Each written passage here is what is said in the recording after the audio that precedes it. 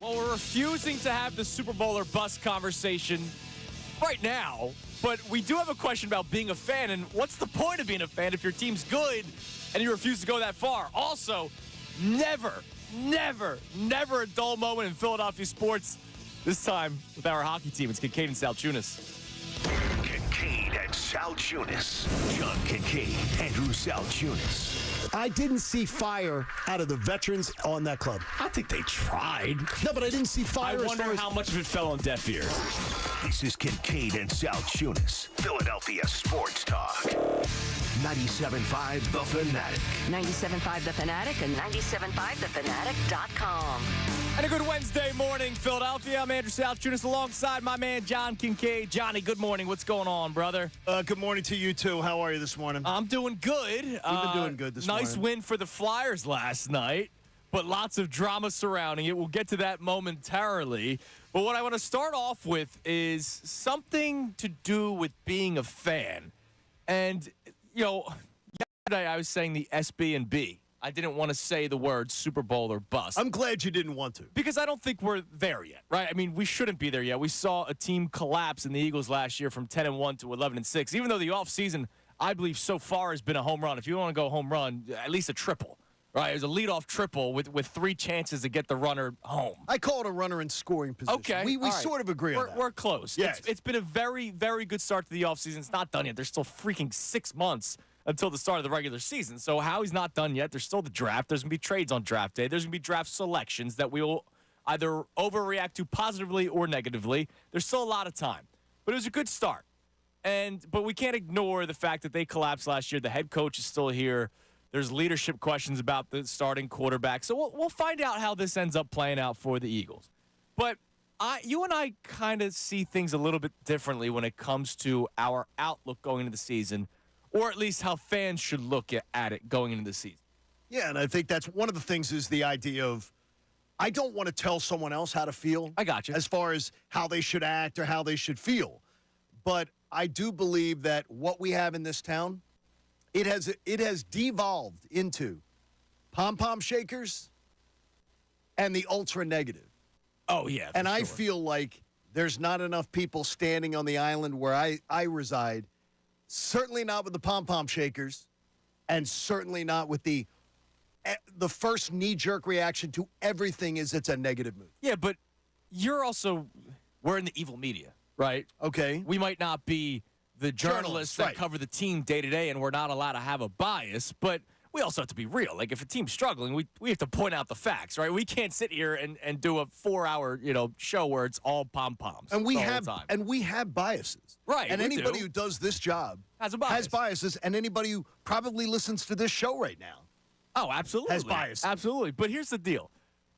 What is the point of being a fan if your team's good? The Eagles are good? Yes. The Eagles are good football should team. be a postseason team. They were in the Super Bowl 2 years ago. That is correct? That is correct. They were 10-1 last year, even though seemed like they were leaking oil at points. They were 10-1 last year. That's Very correct. fair assessment. And we had Super Bowl expectations last year. That is No correct. questions asked. Would you say that the roster is better today than last year? Yes. Then why wouldn't you as a fan, now I'm not talking about you specifically, but why wouldn't you as a fan going into a season, knowing everything that happened last year, say, of course it's Super Bowl or bust? Well, we'll talk about it as I'm not going to distance myself from it. I'll talk about it just as me as a fan. Okay. I saw guys that are in that locker room that are going to be counted on to make big impressions this year were a major part of why last year fell apart. Correct. And it wasn't due to injury. It wasn't due to some unforeseen circumstances. It was in them not getting out of their own way. Yeah. So I am not going to just assume blindly that they have figured out how to mature, get out of their own way, and more importantly, hold themselves responsible to a level of performance that is congruent with their talents. Yeah, but that's very logical of you. It's way too logical. But are we supposed to be logical as fans? Like, I don't think fans are supposed to be logical. I think we're supposed to maybe not always get drunk, but I feel like come game day, you're supposed to be ready to go, fired up. I mean, odds are the Braves should beat the Phillies, right? They Did should. we ever go into those playoff games saying, oh, no, the Braves are going to beat the Phillies? No. We go into Citizens Bank Park screaming lunatics, 45,000 screaming lunatics, not caring that the Braves won over 100 games in a season, not caring that Spencer Strider is a stud, right? We don't care about that kind of stuff. We go into the game ready to see the Phillies win and expecting the Phillies to win.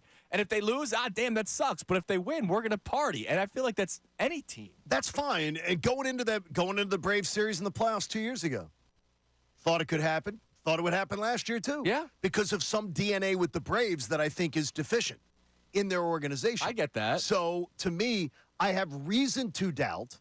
And the Phillies were on one of those, like, sort of momentum rides that just appeared that's different. I have no reason to believe right now that the Eagles are on that they've gone, you know what? We're just cleansing ourselves of that 1-6. We can just put that all behind us. Right. That's logical because they act squirrely. And you know what, though? I think there are many more like me that are logical fans. And I always know when people say, well, fan means fanatic. Look, we love the fanatic. It's our station. Mm-hmm. But I don't believe you have to be a fanatic to be a fan. No, you're I think right. you can be a logical fan. And I promise you this, my level of expectation of the Eagles will grow over the summer because I know Howie will start putting pieces together. Right. And make it different. But I refuse to not be logical as a fan. I refuse to not look at things realistically. Because what I feel is when you don't look at it realistically, all you do is set yourself up for the agony and the fall. Yeah, but then there's the opposite of the I'm always going to be negative, and if it goes well, that's a happy surprise. Oh, yeah. And I feel like I'd rather be fanatical and expect for the best at all times. And if it doesn't happen, well, I'm kind of used to it at this point, as opposed to the opposite because you're not enjoying anything. Well, I know. I mean, you can enjoy and be logical. I expect the Eagles to have a playoff season. There has never been a playoff season, except last year, in my entire Eagles fandom, where I wasn't geeking out and looking forward to that postseason game. That playoff game in Tampa to me could have been week 18. It was nothing. It felt like nothing. It didn't feel like energy because they sucked that out of the room. I've never gone into an Eagles playoff game, opportunity where I didn't think, well, wait a minute, win this one and then this. So you can enjoy a season and be logical. Right. You don't have to dream about Super Bowls and just to say, I need to see a lot. And I told you yesterday, I know what's going to happen. If they start out poorly, everybody's going to go, here we go again. And fire Sirianni. And Hurts isn't the guy. Amen. And if they go 7-1 to start the season, people are going to say, well, they were 7-1 last year. Oh, They're yeah. 7-1 last year, so you got show me in the playoffs. But that might not be everybody. There's going to be fans that are like, this is a better 7-1 than last year. There better be. It better be. I just feel like it's almost unfair for me to say I don't want to have the Super Bowl or bust conversation because I'm with you. Right. Logic tells me there's a lot that needs to be done. Like you can't just, like you said, wash away the 1-6. Like no. You can't just ignore that. And I'm sure we played that Brian Westbrook clip yesterday from Bob Cooney a couple days ago, where he straight up says if you start off a little rocky, everybody's going to start panicking. Everybody's going to start realizing, oh, my God, this happened before. Who do I trust? Who do I not trust? But in March and then eventually in the summer, I feel like it's almost unfair for us to take that away from fans because this team is better than last year. And what's the point? Like, I don't want to go into a season, or I don't want fans to have to go into a season saying, oh, well, I just hope they win the division. That's not fun enough. See, to me, that is always the stepping stone. I was telling you yesterday, I'm like, okay, the winning the division's the stepping stone. That's the first step I want to put my right foot on. And then I want to take the next step to, okay, if you can win your division, could you get the bye? Are you in a position to get the bye? Put yourself or be the 2 seed and get 2 home games. That should be the next goal. Then the 1 seed, secure the 1 seed. So, again, I look at it very logically. It's very logically. Too logically. But you're not supposed to be logical as a fan sometimes. See, now that's what a fanatical fan tells you. I think I can find there's a middle ground between not being Super Bowl or bust every year when you think your team's going to be pretty good and being negative. It's not negative. Right, it's setting proper expectations. My eyeballs knew last year when the Eagles were 8-1, 9-1, 10-1 that something was off. And I didn't mind saying it despite it. Oh my gosh, You're being negative. They're 9-1. Oh my gosh, what do you want? And you know what? It proved. Sometimes you're right, sometimes you're wrong. I understand Last year is absolutely right. But sometimes, in this case, this isn't the Houston Texans, right? Where the Texans last year were probably just happy to be in the playoffs. And they were. They were happy to be in the- thrilled. and look, Yeah, they absolutely. won. Like, good for them. Like, Yeah, they're a absolutely. very good team, and their expectations changed this year. This Eagles team, we're not just going to be happy just to win the division. Like you say right now, that's your stepping stone. That's my stepping stone. Anything less than that, I'm going to be like, okay. Okay, but come playoff time, if things are clicking well and they make it to the play, they win the division, but they don't get the 1 seed. Let's say they're the 2 seed, and they lose in the first round or the second round of the playoffs, and it's not the NFC Championship game or it's not the Super Bowl. You don't think you're going to be disappointed? No, I can't look at it that way because this year, if they had won that Tampa game, I would have absolutely felt differently about the body of work than I felt the way they went down like a bunch of whimpering dogs. Okay. Like that added to the season being a disgrace. A disgrace. And so to me, if they had won that Tampa game and they got to play in Detroit, I watched Tampa the next week have the ball in their hand with a chance to beat the Lions. So I believe the Eagles absolutely could have potentially done that had they gotten by Tampa. They didn't, but to me, it would have changed the entire taste and feel of the season. And I promise you, maybe it's because of Howie Roseman. I'll be in a different place come September. Maybe even before that. That Labor Day week, I'm going to be like, are you kidding me? Like, I'll see other moves. I'll see the draft. And then I'll look at the rest of the league and I'll go, okay, this team's got a shot. They got a shot. I'm all in. We want to try to find out today, what is the point of being a fan if you can't have these crazy expectations? Or how are you as a fan also is a fair question. Because there is the middle ground that I think you're right about. There's not many people in the middle ground. It's usually and your, I believe your that. pom-poms, sunshines, rainbows, or everything sucks. Why do I watch? What's the point of being a fan? Right? Like if you critique, I've said it to you before. If you critique Bryce Harper for anything, people hating on Bryce Harper. No, you're not. Bryce Harper has a right to be critiqued about certain things. Yes. There's Jalen has a right to be critiqued about certain things. It doesn't mean you're a hater. There are some people who are haters, though, of both those players. Exactly. They could be. But I believe they're in the minority, and I believe that it's to me, it's better. I like being a logical fan better than just being an irrational fan. So what is the best mindset to have as a fan? We'd love to hear from you guys today, whether it's on the phones or on social media. But there's another topic that we also have to get into.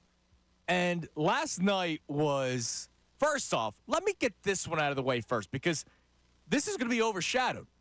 Awesome freaking win for the Flyers last night. No, a huge win. Huge win. That's a big win. Because they take care of business against a better Maple Leafs team. Yes. It's a big win because you're in the gauntlet. No, it is. You're in the G word, and there's 4 games back. Right. 4 games left in the gauntlet. You're 1-2. And you got you're 3 points ahead of the Caps for that final spot in the Metropolitan Division. You're still going to be in the running for the wild card. You're 2 ahead in the wild card if you race. fall out, right? So huge win. Great game by Urson. I know that at the end, the Leafs make it a game. You only win 4-3 when at one point you were up 3-0. But that's a big win against a superior hockey team. Unfortunately, that's overshadowed today. Now, you and I said something similarly before the show started. We're happy that they won. Yes. Because there was, and for 2 reasons. 1, great win for the Flyers. 2, huge win.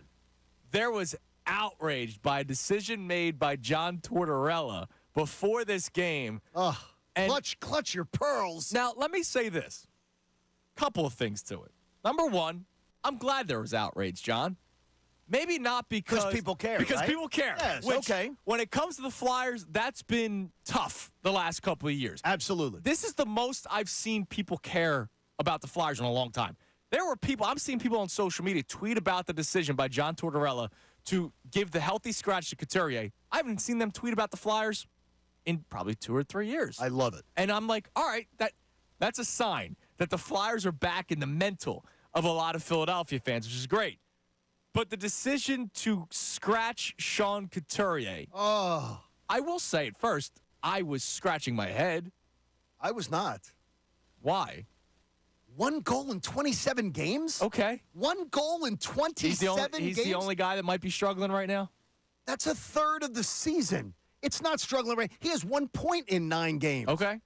I mean, no. He's struggling like It's just mad. strange when the captain gets cut or scratched. No, what's stranger to me is that people believe that it is some sort of an outrage when a player who scores 1 goal in Right. 27 games and 1 point in 9 games that is getting tons of ice time is somehow being disrespected. And this is unacceptable. It's not unacceptable for if in a game, Jeff Stoutland said, hey, we need to do something here because, look, Juergens is being owned. Right. Get him out of here. Gotta play him- There's play nothing, somebody there's else in the nothing second half. wrong with saying everyone's accountable. I don't think it was wrong. I was just confused by it. They're going into a big game, right? They're in the gauntlet, and you pull out your captain, right? Yes. That's the big thing. But it worked out. It did. Clearly, they win the game They last played night. very well last night, except for a Right. few little stretch. But right out of the gate, I mean, they were, dude, that was one of the more entertaining. The Flyers season's been entertaining all Yes, it year has long. been. But, man, they were skating at a different pace last night. Like, I'm watching that. Maybe there's a lot of people going, I don't want to get the healthy scratch next time. And maybe that was the message that was sent. Who knows? Here's Sean Couturier before the game. I give him credit. He spoke to the media before the game when he was officially listed as a healthy scratch. Here's Couturier in the locker room. Like I said, I control what I can control. It is what it is. We move on. Have you spoken with Tortorella about this yet or no? Somewhat, but doesn't matter, honestly, what I think. Got to leave my ego aside, I guess, and hopefully team finds a way to get a win here tonight, and I can get back into it soon. You were the last guy off the ice. I know you're a pretty driven worker, but how much is this driving you even more? Yeah, it's tough. I feel I've been putting the work in for a while. I know I've been struggling, trying to work on my game, so definitely frustrated the way I've been treated around, I guess, but lately, but it is what it is. Now, the way first. I've been treated. So, how long's that clip, Connor? That clip is 43 seconds. All right, so the first, 30 of it. He was fantastic. I'm cool with it, right? Yes. Like, hey, I'm frustrated. I hope for the team, right, which is good captain approach. I hope for the team that they pull out the win today. I'm working hard because he admits that he has been struggling. It's the last 10 seconds where you go, huh? What do you mean the way you've been treated recently? The way I've been treated recently. You mean a month ago when they made you the captain while you were struggling then? And they Yeah. made you the captain? You mean the fact that you've scored, again, 1 goal in a third of the NHL schedule. 27 games is 1/3 of the year. And he's done nothing. Nothing. Now, there are other things he contributes to the team.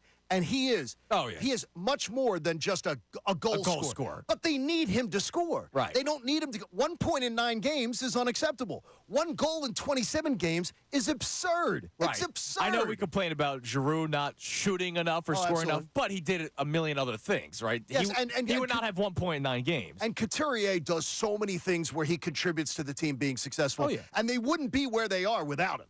So of course. let that be known. I mean, look at what happened. Look at last year.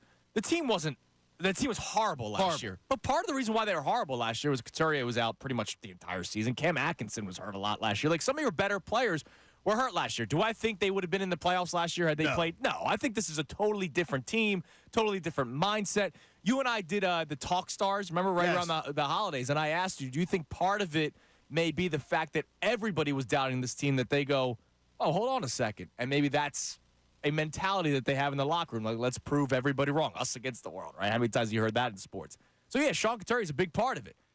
But that did catch my ear, that final 10 seconds where he's talking about how he's being treated recently. You mean when they made him the captain, when they showed him the ultimate respect? John Tortorella did that. But you know what's amazing? He did that to him while he was in the midst of a terrible slump. Right. He's got 2 goals in 33 games.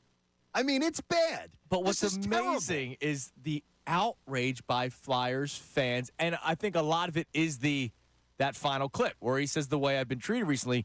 I saw so many people, once again, people tweeting about the Flyers that I haven't seen. Which is great news. Which is great news. That's awesome. That means the Flyers are back on the map. I saw people saying, typical Tortorella. This is it. He'll probably be coaching his last couple of games because his voice will be no longer heard. People, it's tiresome. He gets on his players too much. And this is where people, when I tell you, if anybody who tweets that knows nothing with a capital N, John Tortorella has 3 6-season tenures with 3 different franchises in the NHL, when the average NHL coach doesn't last much more than 2.5. He's got 3 different franchises where he coached 6 years. The last Doesn't thing, happen all that John much. Tortorella is not a coach who comes in and burns everybody out. That's not the way he is. But if he burns a player out, he gets him the hell out. Right. And he has a much better relationship with his players than is ever depicted by the casual fan who doesn't understand. This man, nobody has 3 tenures of 6 years in the NHL with 3 different franchises. He's a standout as far as having shelf life in different places. John Tortorella did the right thing yesterday. It's a wake-up call to everyone in the room, to everyone. It worked. And it worked. And the beauty, like we talked about, burning players out. I remember the fear when he first got here, which everybody was excited for, but like, oh man, Travis Konechny, he's not going to handle this one well. He was an all-star this year, Yes. right? Yeah, so he's made players better. People don't understand John Tortorella. They just don't, and they don't understand his history before they start. Oh, they just know he calls out players and things like that. I love it. It worked. It worked. And I good love job that on the the Flyers Flyers are on the map. I love Yes. that. That's the thing. That's my biggest takeaway, honestly. I go back to your Is that graffiti. people care about. Oh, When yeah. you saw the graffiti last summer, No, it was going into the season. Yes, and you after saw like graffiti. the first week of the season, I was like, let's go Flyers graffiti? Damn it, they're back. I love it. All right, we'll continue the conversation about being the mindset of the fan, and I know I'm going to contradict myself about a specific team in this city. Also, John wants to try to pinpoint this Couturier situation with other stars in the city. I don't really know where he's going to go at with this, but we'll find out next. Kincade Salciunas, 97.5 The Fanatic.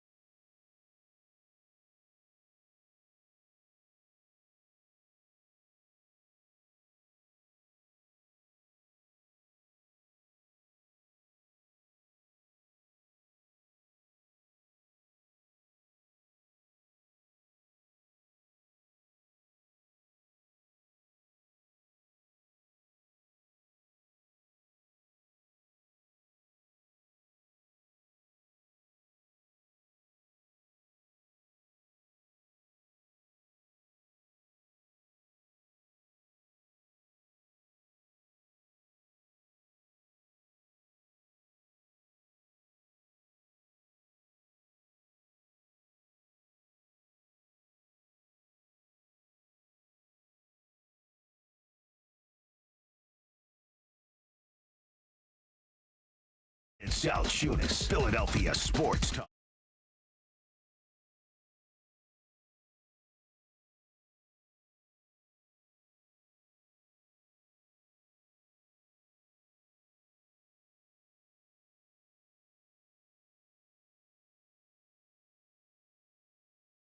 It is 6:30 on this Wednesday morning, and I'm going to contradict myself from the opening Already? segment. Yeah, already. Okay. So if you're just tuning in, I opened up the show talking about, what's the point of a fan if your team's really good and you don't do the whole Super Bowl or bust conversation? John's saying he's a logical fan, and you're probably too logical. Yes, and no I, questions I asked. think that's fair, right? Like, Okay. I could sit back and take off the goggles, right, and be like, all right, there's a lot for this Eagles team to overcome from last year. But if you're just a fan, and sometimes you're not looking at things logically, which is also totally cool, you see a star-studded offense that added Saquon Barkley. A lot of Eagles fans' favorite players in Chauncey Gardner-Johnson is back, right? The defense is improving, which isn't really all that hard from last year's defense. So why wouldn't you have that kind of Super Bowl or bust conversation? Now, in the same breath, I'm totally opposite with the Sixers. Oh, and I understand it. Why, though? You see, There's that's where you're being, context. There's that's where context you're to being it. logical. Right. And I like it. The thing is that you do a much better job of detaching yourself from your logical side and then being to just reattach. Yes. Unplug the logical side and then plug it back in. To be a then fan. unplug it Yeah. and do that.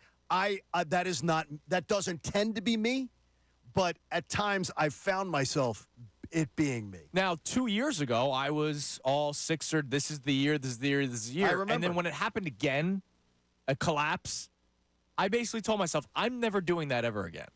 And this season that we're currently in, now, look, obviously the circumstances are a little bit different with Joel Embiid getting hurt. Much different. But even when they were playing as well as they were, 28-6 with Joel Embiid, I think was the record. I think they were 28 and 15 28-15. at one point. In the season. But with that Embiid, was a great year, right? With Embiid, Sure, they were amazing. 28-6. And I still kept on reminding myself, all right, don't get over the top with this. 82-game educational approach. That's how I was going into it. Like, let me find out who this team is, and then come playoff time, come game one of whoever they face in the playoffs, I will determine where I believe this team can go. And I thought that was a good approach. And not only for my sanity, I enjoyed the season more. See, now the weird thing is I heard you when you made that statement that's how you were going to approach it. Yeah. And I said, in my car, I'm listening to you, and I said, he's going to hate it. No, He's going to hate going in with that approach. To me, that was a logical approach, and I heard you go into it, and I was like, that's awesome. Yeah. Like, I love But I that ended that's up awesome. liking it. Now, the worst part is Embiid gets hurt, and so the educational approach is this team's screwed if Embiid doesn't come back. Well, we right? now know that. Right, and we've seen how far they've fallen in the standings and record-wise since Embiid's gotten hurt. But, when Embiid comes back, I'm not going to say, oh, Embiid's back, NBA Finals are bust. Yes. No, I'm going to say, all right, Embiid's back. Let's see how it looks the first couple of games. Let's see how they ease him back into it. How does he work with the new pieces around him? And I think that's probably the best way to go about handling the Sixers right now. It's different for different teams. No question. It's Like the different. Phillies, I'm all World Series or bust. It has to be after taking a step back last year. It has to be. But we will also know from what the Phillies have shown us the last couple of years, they have goodwill in the tank that if it's struggling in June, the alarms don't have to be going No, they don't off. have to. Yeah. But if they are, and if they get off to a great start this year, that would be the different thing they haven't done the last 2 years. Right. Absolutely. Get off to a great start. And that's why they by the could way, that's fight what for I the do division. expect. Yeah. I do Oh, expect yeah. Me it. too. Definitely. I am. As we're 8 days out, again. Now I'm even more razor thin close to picking the Phillies to win the division. I think You'll be by yourself on the show. I think I will be. I think I'm going to be there. I think I'm going to be there. That's awesome. It won't be my first time, and that'll be me. But my logical John Okay. will be making And that not Phillies fan. No, red, no, it would be red my goggles. logical. It would be my logical John. Okay, so we open the show talking about the mindset of the fan. Like, what should your mindset be? Because we don't want to have the Super Bowl or bust conversation, but I also think it's unfair to not have that conversation because I know that's where a lot of people are going to head at some point. The other thing that we're getting into, we started the show off reacting to the Flyers' win last night, but unfortunately it's overshadowed by the decision to scratch Sean Couturier before the game, which, look, it ended up working out. They Now- benched a guy who had 1 goal in 27 games. It's amazing. Now, before we get to the phone lines and before we get to the text line, which I'll explain about coming up, What? yes, we have new technology, John. We have reached 2024. Wait a minute. Believe it or A not. text line? Oh, you just wait. I'm anxious. I want you to explain to me how you're comparing Couturier to Hurts and Harper and I guess Embiid and the other stars in this city. Today it's not favorable. Okay. I love Sean Couturier's game. I love his effort. I love the fact that he says, I've been working on his game. There's no question in my mind that he is. And he does do a lot of things that don't show up technically on the score sheet. Right. But what I didn't like was the woe is me, how I'm being treated around here. You've scored 1 goal in 27 games. You honestly, and with all due respect, and I'm not trying to say this in a disrespectful way, you should be quiet. You should take the 1-game benching, and you should have kept that sound bite to, what was it, Connor, 47 seconds? 43. Play it one more time. He should have cut out after 30 seconds, and it would have been perfect. Right. Instead, he went the woe is me route and the how I'm being treated around here. John Tortorella and this organization made you the captain. Yes. While you were in the midst of a bad slump. They still made you the captain because of how they respect you. It did nothing to bring you out of it, and you're still struggling hard. It would have been a great example to say, this shows that anyone in this locker room can be held accountable. And you know what? I hope the boys go out and get a win tonight. And I look forward to getting back in there. Well, instead he said this. Like I said, I control what I can control. It is what it is. We move on. Have you spoken with Tortorella about this yet or no? Somewhat, but doesn't matter, honestly, what I think. Got to leave my ego aside, I guess, and hopefully the team finds a way to get a win here tonight, and I can get back into it soon. You were the last guy off the ice. I know you're a pretty driven worker, but how much is this driving you even more? Yeah, it's tough. I feel I've been putting the work in for a while. I know I've been struggling, trying to work on my game, so definitely frustrated the way I've been treated around, I guess, but lately, but it is what it is. The first 30 seconds. Great. Just stop talking, Sean. Stop talking. Well, he feels a certain type of way. He's allowed to you know voice what, his though? frustration, his opinion, right? How I'm being treated around here? They just you don't know showed what him the they're saying? ultimate respect. They just showed him absolute respect. Maybe they've been doing bad highlights with the Benny Hill theme. You don't know that. And being benched 1 game? Yeah. Seriously? When you've scored 1 goal in 27 games, when you've had 1 point in 9 games, that's unacceptable production on the offensive side. He doesn't have to go out there and be Eric Lindros or go out there and be Claude Giroux and just be a points monster. But you damn well need to do better than that. It's such the world's tiniest violin is going off for Sean Couturier, in my opinion. So what you're saying is, hold on, let me check this out. Tomorrow night against the Canes, I should go to will be there. I should go to my Fandom app. You'll go to your Parks app. Right. You'll take the over in his points. I will absolutely believe that he comes back tomorrow night with a great effort. Connor? But, You taking the over in the points? We'll see if he plays. It's going to be over a point. He'll play. No, I know. He's going to play. I'm taking the over. It's going to be a half point, though, will be the number. It'll be the Kincade Salciunas play of the day. We'll do that. By the way, I like that idea. Yeah, we need to talk about We'll that. start doing that. The play of the day, and the play of the day tomorrow when they play the Canes will be Over that a half Sean Couturier point gets a for point. Sean Yeah, Couturier. absolutely. All right, so I mentioned something to you, a text line. What? A text line. Okay, I missed this memo. Sounds great. So you guys all know the number. You guys all mock it when somebody puts out a hot take on Twitter. 610-632-0975. And strangely, we don't tend to be the hot take station. No, it's funny. Yeah, we're not. Which is strange. But it's easier. Our number flows better. Right. So the number to climb in on the phone lines is 610-632-0975. It's also now the number to text the show. What?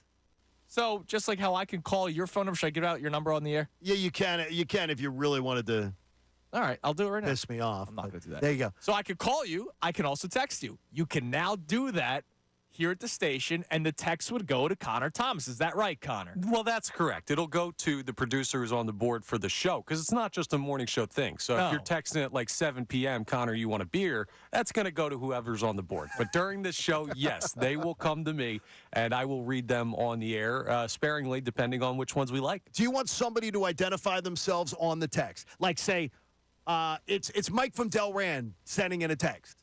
Or Sure. do you just want Would it to love be that. or do you just want it to be the thought. We can do either. If Okay. you'd like your name to be on your text, you can put it in there. If Do a you'd little like to just be anonymous. sign at the I end. like this. I think this is a great idea now, so people can call us or text us. Yeah, I like that. That's awesome. So we'll do that. So if you can't call in, because we know not everybody can call in. Everybody's busy. Some people just don't want to call in. You can also text us at 610-632-0975. But let's go to the phone lines now. Let's go to my man Black Gritty. BG, what's up, brother? Good morning, guys. Congratulations on the new digs. What's up, Thanks, Grady? brother. I'm never really going to call because I'm about to go to bed. I'm calling you guys before I go to bed, so I figured I made it up this far. So I might as well try. Wait, you haven't gone to sleep yet?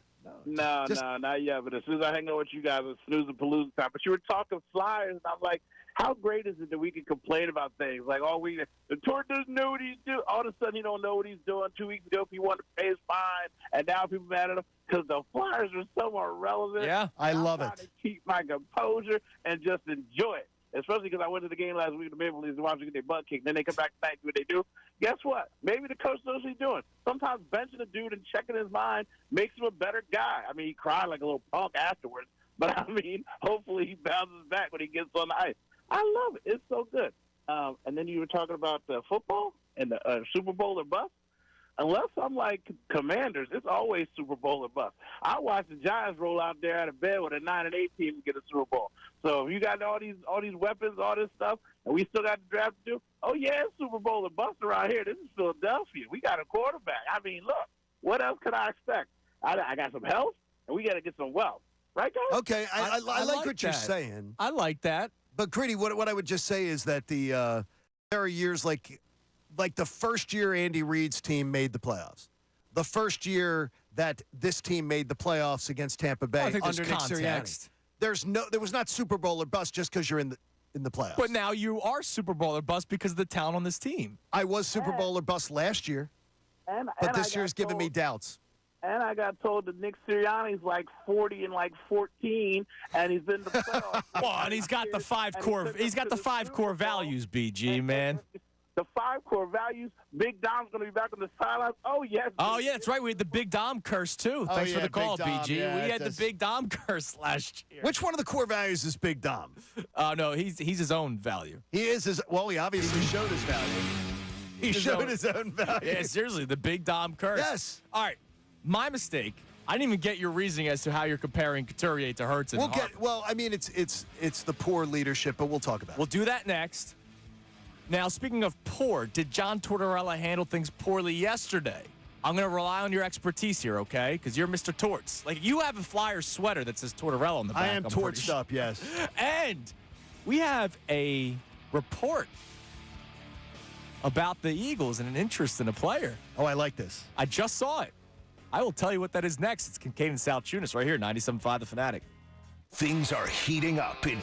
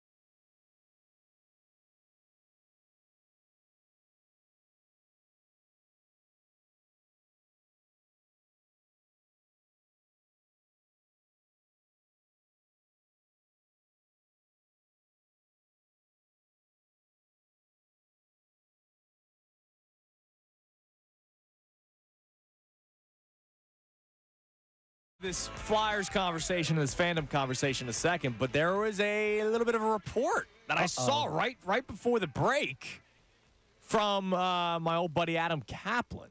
Love Adam Kaplan. Just saw him at Stretch Zone. Oh, did you really? In Exton. That's yeah, awesome. we go to the same Stretch great. Zone in Exton. There is a Stretch Zone billboard on my way into work, and I thank you. And we go, and Adam goes too, and we actually go to the same. You guys stretch thing together? anyway. No, we don't go together. Oh, but okay. We have cross paths at the Stretch Zone. Do people do that? Like, hey, let's go to the gym together, or let's go to the Stretch Zone together? I don't think so, but it's not that there's anything wrong with Not that. that there's anything wrong with that. Not that there's anything wrong with that. So he brings up a name that's been mentioned a lot, but then it lost steam. He brings up Justin Simmons again. Safety out of Denver who got released and obviously played with Vic Fangio in Denver.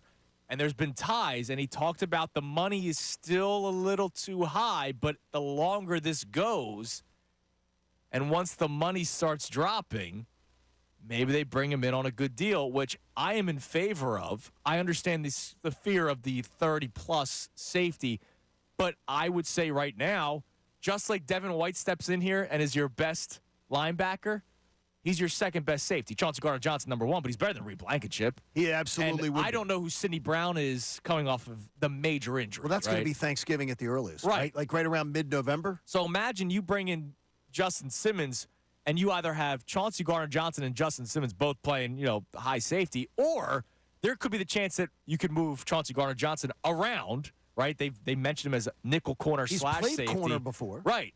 And then you have Reed Blankenship still doing his thing, but has a little bit more help now because maybe Bradbury isn't playing as much or playing at all. And you have a reliable safety in Justin Simmons out there. Can I say you're pissing me off a little bit? Why?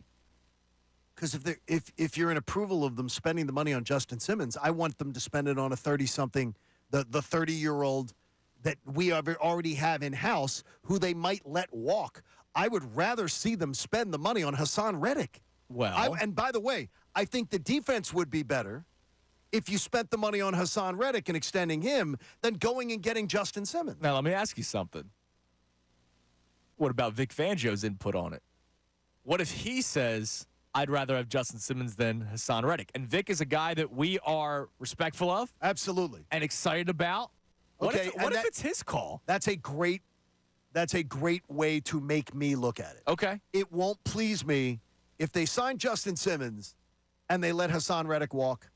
It's going to piss me off a bit. Oh, I agree. But what I would say is you are a distinctly better team. And by the way, I think James Bradbury becomes a serviceable or better than serviceable player again. With actual help up top. Absolutely. Yeah.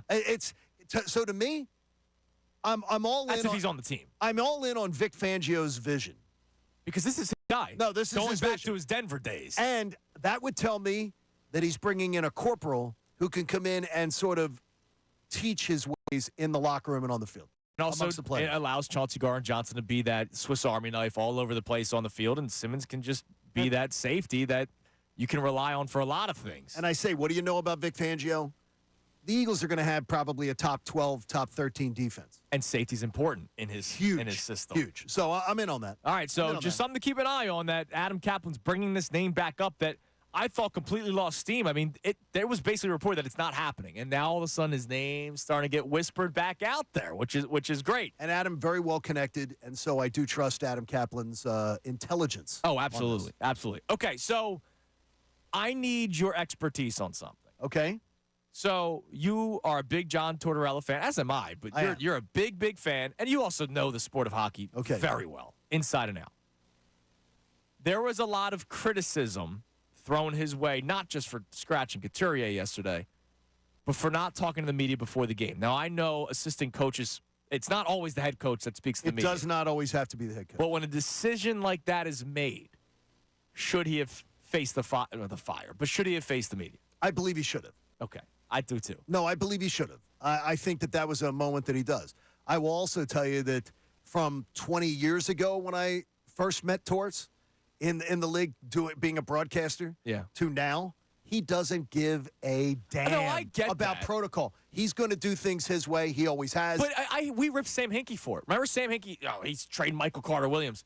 He's not available to the media. But here, Brett Right. Go. What I would go tell you face this. the fire. I would tell you this. On game day, I'm okay with my head coach saying, no, I don't have time for this, because I know what it's going to be. It's going to be a bunch of armchair quarterbacks telling me what I need to do with my team. But or with a questioning- decision like because- that, he should talk to the media. And I have never heard press conferences in my life that John Tortorella has to deal with where people make statements and ask him to affirm a statement instead of just asking questions. I have told my students, this is not how you conduct interviews. Right. This is not how you interview a coach. You don't interview a coach by making a statement and asking them to affirm or deny the statement or whatever. Ask open-ended questions, do things. I think that John Tortorella has to deal with the worst press conferences in the city, and it's not of his making. Well, I don't think post-game, so we'll play post-game. I didn't think the questions were bad. I just wanted nothing to do with talking about it. Here's John Tortorella after the game yesterday, in which, by the way, the Flyers won. Pulling Sean Couturier from the lineup. What were you looking for from the team by making that? As I told you, I'm putting the players out on the ice to win a particular game, and these were the 20 that we decided to go with. He seemed a little, I'm not talking on Sean. I'm not debating with you. I'm not conversing with you. It's between Sean and I. So it was just talk to me about the game, guys. When Sean was out, how do you think the team responded, especially? It has nothing to do with Sean being out. You asking me about the team? Honestly, how did they respond in your eyes? Our team played good tonight. Yes, and I think it's exactly. When a coach tells you, and having done sideline reporting, having done pregame, postgame hosting, done the job like a Taryn Hatcher job or otherwise, when a coach sends you the message and says, I'm not talking about that, you're not talking about that. They're not. So you're going to just beat your head against the wall? Some reporters say it is my job to try to get an answer out of you? He already has given you his answer. I'm not talking about that. That's the answer. I was fine with the press conference after, but I do think he needed to talk to the media before the game. He should have talked before the game. You can't make a big decision like that, and I'm not going to say hide, because I'm not going to say John Tortorella is somebody that runs and hides, but that's something that he should have probably addressed after it came out the way that it did. I absolutely agree with you on that 100%. All right, we reset the entire show. Coming your way next, I have a question about how we should react to things, and it's based off of what happened yesterday. And I still need your logic on how you're comparing Couturier to the other stars in this city. We got a longer segment coming your way next. It's Kincade and Salciunas, 97.5, The Fanatic. Fanatic Sports Update. Controversy with the captain. I'm Connor Thomas.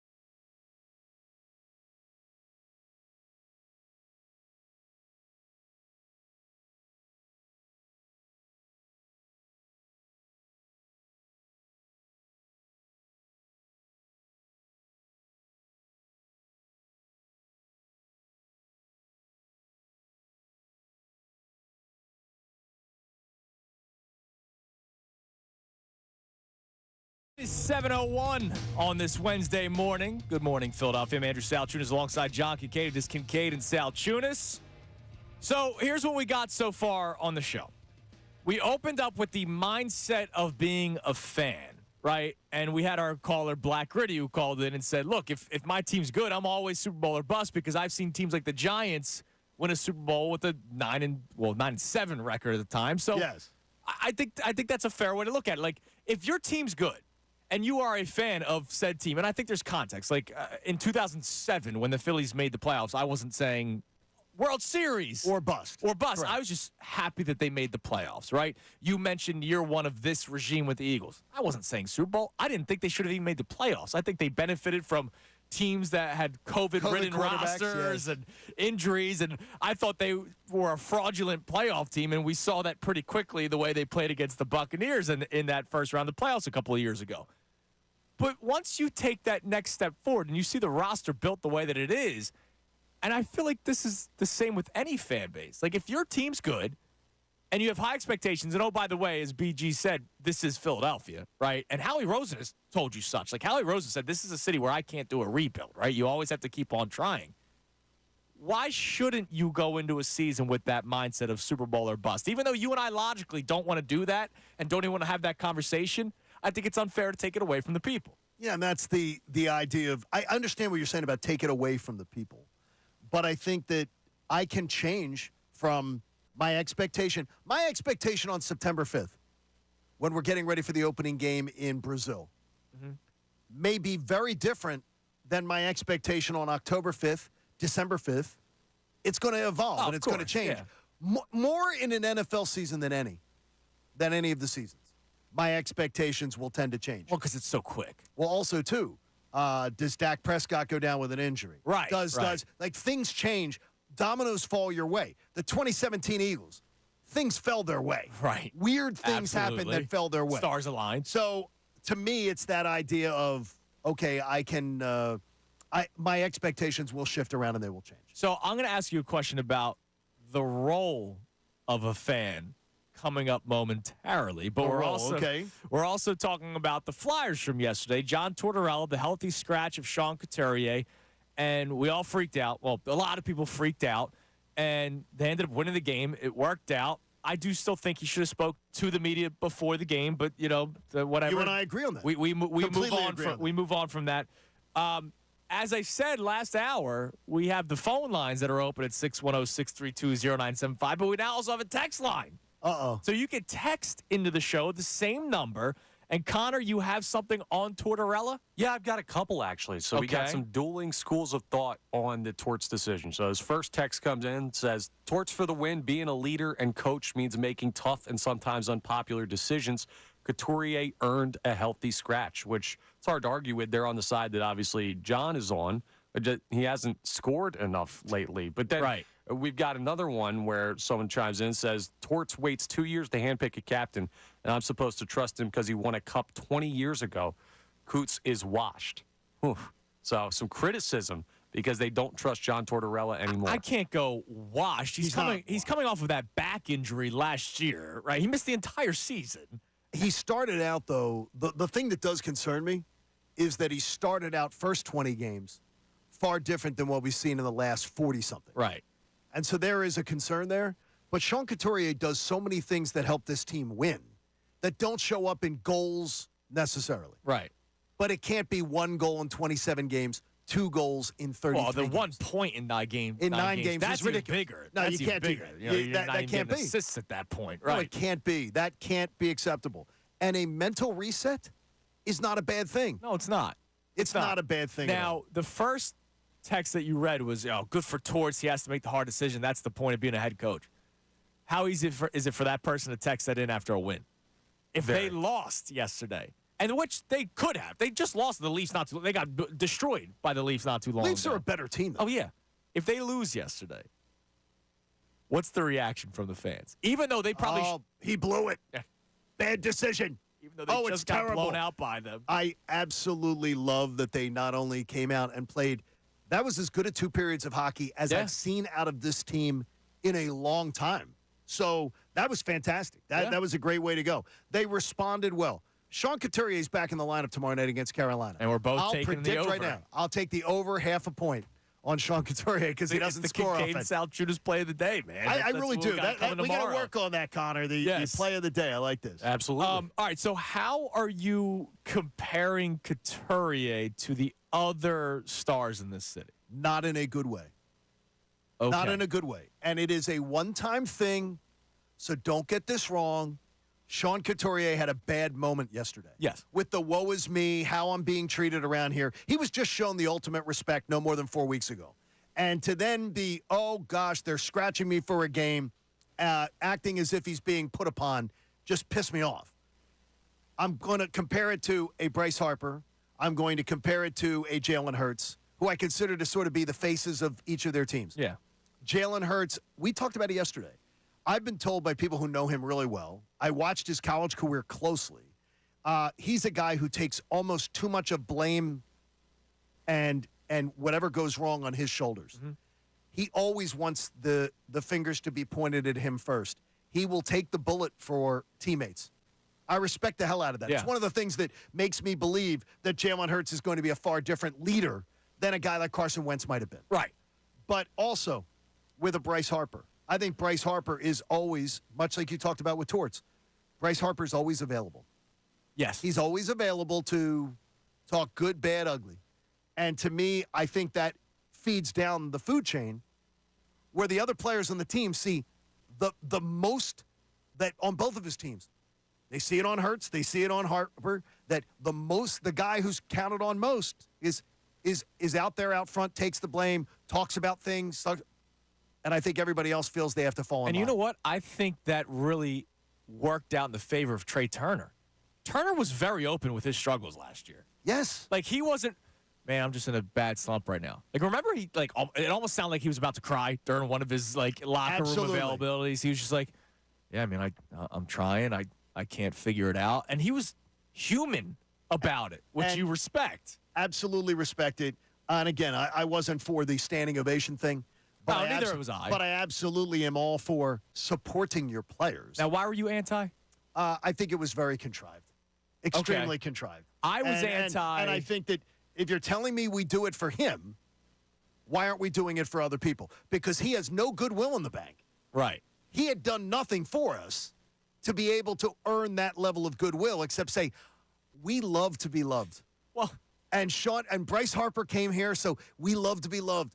And Trey Turner decided to come and take our $330. He chose us, John. Took our $330 million because it was a better tax situation than California, and says, we love to be loved. So if somebody does that, we're going to fall on our swords. I understand why people wanted to do it because they also wanted to show him, hey, we got your back. The reason why I didn't want to do it was if it didn't work, then it looks. Well, no. What do you do next? You boo louder? Yes. Absolutely. If it didn't work, what do you do next? And that was my biggest thing. And you're a hater. You don't want to have a good time. Like, no, it's if it doesn't work, and thank God it worked up until the NLCS. Well, it worked for 6 weeks. Right. If it didn't work, now what? Like, somebody wanted to do it with Tobias Harris not that long ago. Yeah. It's like, dude, we already know what the Tobias Harris story is. Okay, but Tobias Harris at least has still we got that. But Tobias Harris is a guy who, first of all, I think it was almost more necessary that he come around. And we won't give it to him. We pick and choose who we love. Well, Tobias Harris has been here for 5 years now. And Trey Turner, at one point last year, was one of the 5 worst hitters in National League. Yes. Yeah. But we pick and choose. Tobias Harris is never in the bottom 5 players in the NBA. No, but he's frustrating. He is. It's him. But we pick and choose. You also expect more from Trey Turner. You hope you get more, whereas Tobias Harris is who he is. But we always hear about, too. What do we hear first about Tobias Harris? Great leader. No, how much money he makes. Oh, yeah. Yeah. And with Trey Turner, that should be the same thing. Instead, it was, let's throw bouquets of flowers. Well, let's see how it goes this year. And make you feel better. If he struggles this year, you can't do the ovation all over again. I fully believe Trey Turner is going to be a completely different player. Oh, he's an all-star. Him and Bryce Harper will both be all-stars. Okay. Mark my words. That's a little further than I'm going to go. They will both be all-stars. Is he going to be not the worst fielding shortstop in the game this year? I would hope he improves on that. I would hope he is if he's middle of the pack and he is what he is at the plate, if he's middle of the pack defensively and he is what he is at the plate, I am all in. Okay. Totally in. All right. I don't need him to be, go on out there and be a Gold Glove shortstop. So I have a question about, I guess, our role of the fans, or maybe not role, but maybe how we should handle certain things. So when the news came out that Sean Couturier was scratched yesterday, I don't remember seeing anybody on social media saying, good call, Torts. Right? Like, very few. It was mainly, here it is. This is what Torts does. He's going to get out of here, blah, blah, blah. And then they won. Should we, and I know this is hard to do, because, look, we do it. We react to everything. This is what we do for a living. We react to everything. It is our jobs to react to everything. The second you see a bit of news, we react to it. But is there a part of you that thinks maybe we should wait and see how things play out? No, because that's not our job. Our job I'm is not to go. you and I'm saying fans. No, okay, but fans. What do fans have now? Fans have a text line here. By the way, that's true. Fans have Twitter. Fans have other social media, Instagram. So fans now have a voice like they've never had before. We give them one stage here at the Fanatic. Yeah. They also have their own stages. So I get it. I understand why fans want to react. React to what? You can react to what you think, and then own it when you're wrong. Well, that's the big one. Own it when you're wrong. Because and that's a big deal. There was a lot of people that probably didn't put out a follow-up tweet saying, wow, I guess Torts was right in doing this. You see how they played last night? Played great. For 2 periods, they played as well as they've played in 2 months. So and against a very good team. Very good team. So, bottom line is this. John Tortorella 1, Twitter coaches 0. Well, then should there be a line to how we react? Because immediately it was, this is the end of John Tortorella. This is what always happens. Well, that's just a misinformed fan. That's just a misinformed fan. All right, so then should fans be more informed? Yes, they should be. But guess what? It's unfortunately, we can't set standards for fandom. We have people who, and also, too, I think there's a lot of people that are jumping back on board. And I think it's great to see. Which is awesome. You talked about it. The idea that now Flyers are viable discussion. But this is a discussion that really does branch down into leadership and everything. And when they made him captain, I think they expected Sean Couturier to be a leader that would have handled. That was his first challenge. Yeah. And he failed. I guess you're right. And I think he failed miserably. We're not miserably. Are we going to do the rip the sea conversation like we did with Claude Giroux for 6 years, it felt like? No, because every time you make a mistake in work, in your marriage, in child rearing, I don't think you deserve punishment. But I do believe that one thing I learned is Sean Couturier handled his first challenge as captain, to me, very poorly. Yeah, it wasn't good to hear him say, yeah, I've been being treated. I didn't like the way I've been treated around here recently. Let me get the violin out. Unbelievable. All right, let's go back to the phones. Let's go to our man Jay in West Philly. What's up, Jay? What's going on, y'all? Good morning, Jay. I'll fall in line with Kincade, man. I'm logical with this. See, that's why I know you're not logical. The fact that both of you are in the same mindset. Oh, here you go. That's exactly why, because we call it, like it is, as it seems. Because last year, Philadelphia fans couldn't enjoy this Eagles season because every game was trying to finish off the Super Bowl. We can't win the Super Bowl until we get to the playoffs. You're right, but did you enjoy the last 7 weeks of the season? Yeah. Not like I enjoyed the first 10. I didn't enjoy them at all, Jay. Well, here's the funny thing. I did enjoy the first 10. I enjoyed it to a point. I enjoyed it, too. That's what I'm saying. But, it came down to that. It happened. That's what happened on Sunday. We couldn't win the Super Bowl until we get there. But I see the comments. Yeah, but I see the comment section. You said better to be logical. It was probably more logical to realize that the team was having issues last year. But that's why you was pulling out the hair. We weren't logical because even John was saying it wasn't right. We was winning, but it wasn't winning the right way. That's the way I was feeling. But it was like people reacting. Oh, we got to do this. Every play we're trying to win the Super Bowl. We can't do that till we get there. Because John is right on the other thing. Like we do pick and choose with who we like, who we support. Yeah, exactly. Because that's just like on the 08 Phillies.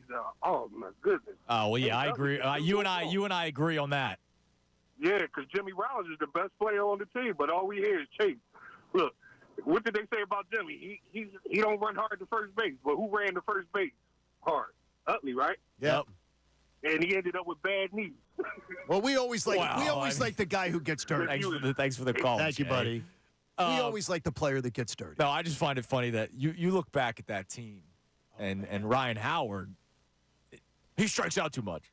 You look at the league nowadays, it's Ryan Howard would be wild. making $50 million. A year. Oh yeah, absolutely. 55 million. Absolutely. He'd be making. Otani got the best deal ever. Yeah, which he is wouldn't be getting Otani money. No, I don't think Ryan Howard could throw 98. Yeah. right. But he'd be making a ton of money. He would. And imagine universal DH. Oh, fantastic. Boy. and his career could have lasted longer. It's just it's amazing. He was a late arrival. Yeah, he was. And that's a late arrival to the major leagues, and that was probably, I don't know if that was a mistake or not in retrospect. Oh, who knows? In retrospect, probably. Probably, but we don't know that he wasn't, that he was just ready. Right. What was he, 25, 26? He was up there. Now, I feel like Jay was contradicting himself. Why? He says it's better to be logical, and he said he enjoyed the season more because he was logical. But if you could tell that they were struggling and they weren't that great of a 10-1 team, wouldn't that make you more logical? Well, I would tell you that being a fan and thinking we're winning the Super Bowl when you're seeing the way the team played the first 2-3 months of the year last year, I don't think you were being logical. Yeah, but he just said he enjoyed himself the first 11 weeks of the season. I enjoyed very much through Thanksgiving weekend. I enjoyed it. I'll never forget. And No, you didn't. I know I You did. enjoyed the final result. No, I did. I enjoyed. You weren't miserable. I was miserable watching Eagles games the first 11 weeks of the season. I would tell you this is that I was, well, first off, I was hopped up on steroids. Well, as I'm doing that, and my wife was hearing me curse, which I never curse. Okay. And she was hearing me curse during Eagles games. So I was absolutely. So is that a side effect? I was absolutely more annoyed. All the steroids. Yeah. Oh, I was so hopped up. That it would just, and I was cursing like a sailor, and I never cursed. Yeah, that's what I blame it on, too, when I curse during Eagles games. And now I'm back. That's all getting out of my system. I don't curse anymore. So it was absolutely a side effect. And I was cursing, by the way, James Bradbury. I was cursing the pass rush. Yeah. The last month of the year, I was saying, come on, Jordan Davis, do effing something. Do anything. Like I was, so yes, but I was still enjoying the ride. Was exciting. And I kept thinking, and here's where my error was. I kept even saying on the air, they have time to fix it. They have time to fix it. And then all of a sudden they were running out of time. But then it was Thanksgiving, and they're 10-1, and I'm going, oh, boy. Well, and then the last 2 months, they did nothing different, even though they were losing, which is why I thought Sirianni should not have been brought back. And I still believe if the San Francisco game, if they score one touchdown in the first two possessions where they got field goals, if they had got 2 touchdowns, they could have won that game, and then it all could have been different. All could have rolled out differently. In an alternate universe, you might be right. No questions asked. I mean, it was a very, very frustrating season. Oh, absolutely. And I understand your frustration. And the best part about our communal family here at The Fanatic is I got to hear how you dealt with it. I got to hear how Ty dealt with it. I got to hear how Ricky was dealing with it. And Bob and Pat and everybody around here. And it was weird because I think I heard 3 to 4 different iterations of Fandom. Oh, yeah. I kept on saying this team is the least flawed amongst all the flawed teams in the NFL because I could tell that there was issues, but they had less issues than other teams, which is why they kept on winning, which, like, the Chiefs win the Super Bowl. The Eagles beat the Chiefs. Yes. At Kansas City. The comeback against the Bills, like, amazing wins. And I loved how Ty and Ricky and Jen would always say, Doc Rivers only coaches the losses. Oh, yeah. But he never coaches the wins. He never coaches the wins. I think people, a lot of time, quote unquote, I hate the word hate. It's one of my worst. Hater, hate, any iteration of it. But the idea, I think there are some people who watched the Doc Rivers year. Oh, yeah. And it's going to be that way with Nick Sirianni now next year. Oh, absolutely. If they're winning, all credit to Hurts and Moore and the defense and Howie. And if they lose, fire Nick, which I won't disagree with. All right, so here we got coming up. Keith Pompey said something yesterday with Bob Cooney that I completely disagree with, but we'll talk about it. We'll discuss what Keith Pompey had to say. Also, I got to let you know about everything that we got coming up because it's a Wednesday. So that means Adam Schefter will be joining the program at 8 o'clock. I'm excited that I get to talk to Schefty now. Love it. Now that I made the jump up here. And we have a game to get to at some point during the show. A lot in store for you. I mean, we're not even halfway through the show, and we still have a lot to give to you. It's Kincade and Salciunas right here, 97.5 The Fanatic.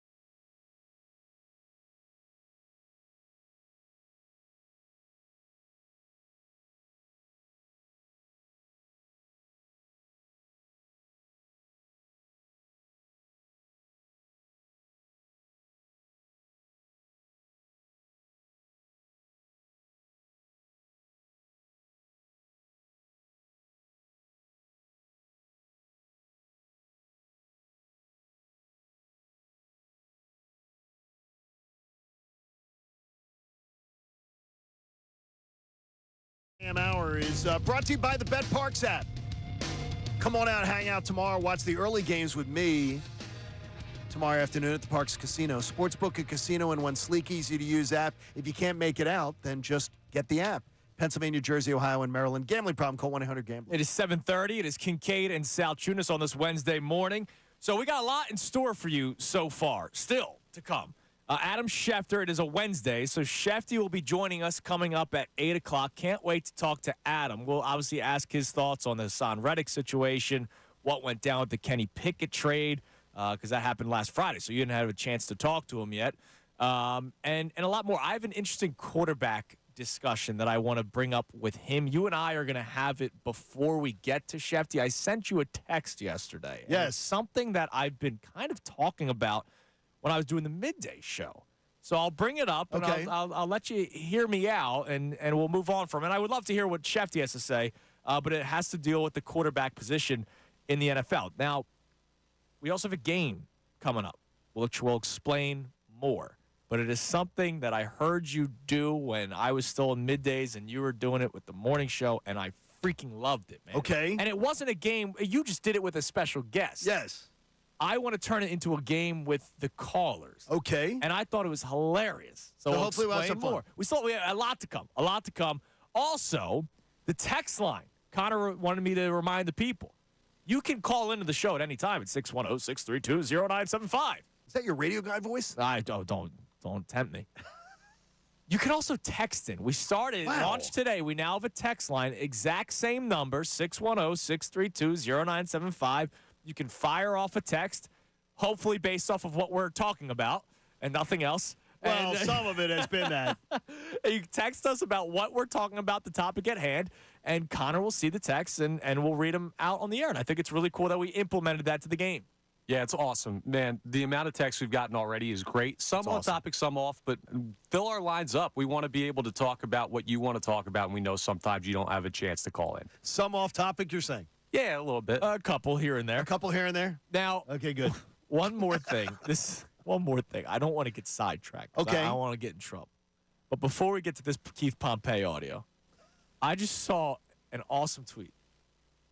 I don't know if I respect it or hate it. All right. Jim Harbaugh, who is now the head coach of the Chargers. Yes.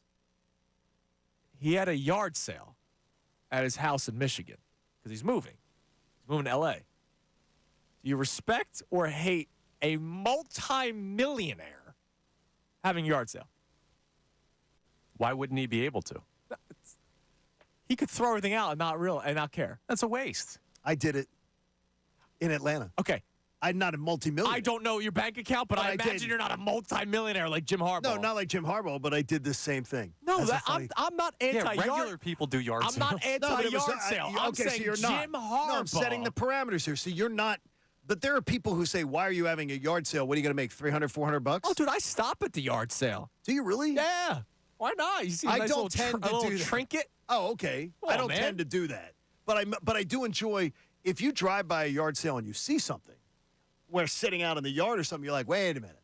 That is great. Like a toy for a kid. Yeah. Or something like that. That's great. I got a penciled, not painting, but a drawing of City Hall for $10. Okay, that's in a beautiful. nice frame and everything. Beautiful. I'm pro yard sale. Okay. But is it weird for multi-millionaire Jim Harbaugh to have a yard sale? Nah, man, yard sales are inclusive. I think it plays to him because he's weird. He is weird. And you know what's weird about him, too? We share a birthday. Oh, how about that? He's older, but we share a birthday. So so you think weird, that should make more sense. I don't see any khakis. That makes more sense. I don't see any khakis in the yard. So there are clothes, though. There are Okay. Michigan football shirts, which, See, that's a great that item. makes sense. People would love that. That would be pretty cool. With his BO if in you them? buy. And I got Jim Harbaugh's BO Oh, on that's it? great, man. That's great. All right, so yesterday, Keith Pompey was on with Bob Cooney. And we talked about this similar topic yesterday in response to what Nick Nurse had to say. Now, I will tell you right now. I'm laughing already. I disagree with what Keith Pompey has to say. And no, it's not because, well, the coach said it. No, I had said this before, and it was even brought up by Bob Cooney to Nick Nurse. Bob Cooney asked a question to Keith Pompey. I know we left the question into it, so I'll let Bob Cooney handle the rest and hear Keith Pompey's answer. So last thing real quick here, Keith. If this team gets healthy, D'Anthony Melton I can't trust, but if this team gets healthy, as currently constructed, are they better than the team they had at the beginning of the season? No. I mean, maybe at the beginning of the season. Now, I think that the team has gotten worse since the trade deadline. And I get it. I know what Kyle brings. I think that Buddy Hield has underachieved since he's been here. After the first couple games, Campaign can be a wild card. But I look at the guys that they lost. When you look at them individually, you say to yourself, like, all right, Marcus Morris, he's not a good defender, right? You say, oh, can Pat Bev keep this up? But I think those guys with Embiid provided that toughness that the Sixers had needed to go in the playoffs, and I don't see it. And when you add in the injuries that they have right now, and Buddy Hield's not making shots, maybe it'll change when Joel comes back, but I don't think this team is better than they were in January. All right, so Keith, first off, Keith says, what did he say, Connor? We got a little nah in there. Nah. Let's hear the nah. That was the best part. That was the best part before he gave his explanation. Nah. All right, we'll get it later. Nah, it's sort of like what Nick Nurse answered so emphatically. So, yes. Nah. I love the Keith Pompey. Nah. So, but I disagree with what he had to say, and I love Keith. I have Keith on all the time. It's a great job. So, he starts going down his reasoning, right? So, Buddy Hield's not been hitting the shots that he's been making when he first got here after the trade deadline. He talks about Campaign being a wild card. Then he talks about the toughness factor of Marcus Morris. All right, let me start there. P.J. Tucker, toughness factor, right? Did nothing. Did absolutely nothing for them last year. I agree that you should have a level of toughness come playoff time. And I know Marcus Morris would have probably done more offensively than P.J. Tucker. I can make the case P.J. Tucker would have done more defensively than Marcus Morris. You absolutely can. And toughness did nothing for them. They that toughness that P.J. Tucker had was the same result as the last 6 years. A loss in the second round of the playoffs. So I can't give the whole toughness factor. Then he does the Buddy Hield hasn't been shooting as well and Campaign. Will it change with Embiid? Maybe. Yes, it will change with Embiid. Buddy Hield does not have open looks right now. When Joel Embiid comes back, Buddy Hield will either have open looks or he'll have just one guy on him. Maybe not be double teamed. Tyrese Maxey's life will get infinitely easier. Much easier. People complain about Joel Embiid's point total, dropping come playoff time. You know why? Because he gets double and triple teamed and has not had a person to kick out to basically his entire career except for J.J. Redick for 2 years and then James Harden last year. And James Harden was hit and miss. Plus, playoff basketball is primarily in many, many times of the game half-court basketball. Half-court, which it's Joel not like a Embiid regular does season thrive game. in. Absolutely. But he's not going to score as much. And he's got double, triple teamed every time because he's had nobody kick it out to. Now he can kick it out to Maxey. Now a better Maxey. Like Maxey has gotten better. He can now kick it out to a better option in Buddy Hield than Tobias Harris, right? Campaign is a wild card, but he had a playoff run with the Phoenix Suns where one night he might score 2 points, the next night he might go off for 25. You don't think his life will get easier with Joel Embiid? And it might only be 8 to 10 minutes, but his life will get better with Joel Embiid. And I imagine Nick Nurse does not allow him to be a ball hog when Joel Embiid is on the court. It's still going to run through Joel Embiid, but Campaign's life's going to be easier. You have more scoring options with this team now. The one thing I would say is that I was surprised Nick Nurse answered the question so emphatically, so easily with one word. I'm surprised Keith Pompey answered it with the one nah. Nah. I mean, I'm surprised that both men, confronted with the same question, answered it so emphatically at opposite ends. Well, of the I'm not spectrum. surprised Nick Nurse said yes. See, I am surprised a little bit. I thought Bob was going to get in my head when Bob went down that line of questioning. I was like, he's going to say, "I'm hopeful. We'll see. I'm optimistic." He was an emphatic yes, and that tells me Nick Nurse is pretty confident. Yeah, in what he likes, of what course. he's saying. But I don't agree with Keith's logic. You don't have to say yes or no, but I disagreed with I got you. Basically everything that he had to say. I think Buddy Hield's life gets easier.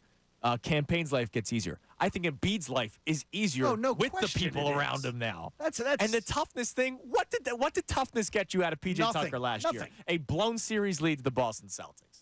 Right when you needed somebody to, we need somebody to get this team together. The toughness was it was non-existent. Veteran leadership was missing, much like the Eagles down the stretch. Right, absolutely. You always hear about this leadership, this toughness, these intangibles. And then so many times when confronted with the opportunity to show it to you, the teams don't deliver. Even like Sean Couturier yesterday? Yeah, very much so. Very much so. And look, it's not beat up Sean Couturier Day. No, it's but not. I think it's the idea is that his first opportunity to do something captain-like, he really to me, that let me down. If you're just tuning in, this was Sean Couturier before the game yesterday when he was asked about being a healthy scratch. Once more, the first 30 seconds, we were happy with it. And then it's how he finished his answer. Like I said, I control what I can control. It is what it is. We move on. Have you spoken with Couturier about this yet or no? Somewhat, but doesn't matter, honestly, what I think. Got to leave my ego aside, I guess, and hopefully the team finds a way to get a win here tonight, and I can get back into it soon. You were the last guy off the ice. I know you're a pretty driven worker, but how much is this driving you even more? Yeah, it's tough. I feel I've been putting the work in for a while. I know I've been struggling, trying to work on my game, so definitely frustrated the way I've been treated around, I guess, but lately, but it is what it is. Oh, boy. How I've been treated around here lately. Get out the violin. And there's an elephant in the room that neither one of you confronted about that soundbite. The music in the background? What is that, kids? I like it. Really? It was like soul. Yeah. Like soul? That didn't. Well, R&B maybe in the background? That didn't. What, you were about to say Kids Bop? I'm like, seriously, it's like it doesn't play to go and win a hockey game. Sounds like it worked. You do whatever you want. It's their locker room. You know that.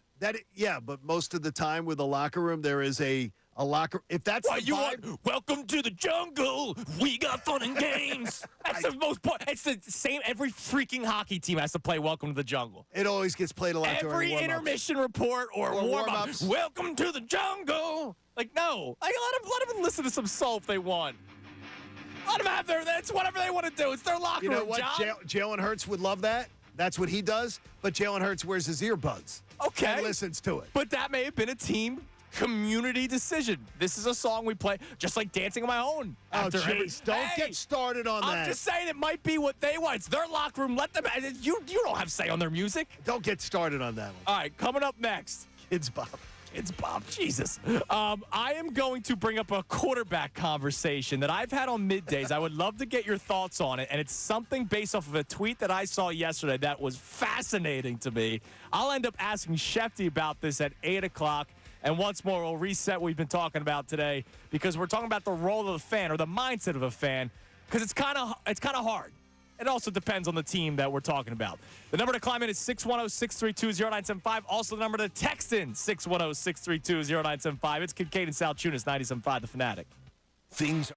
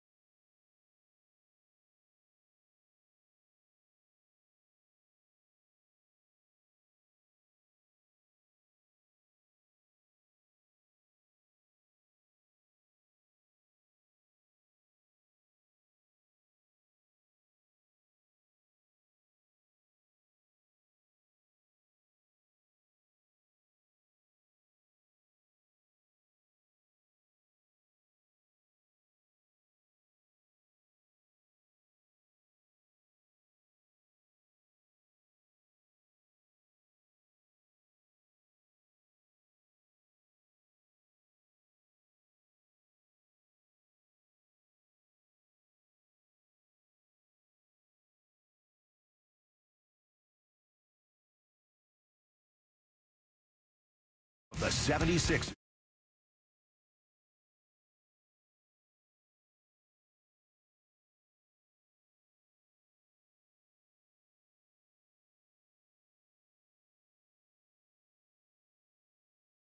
It's 7:47.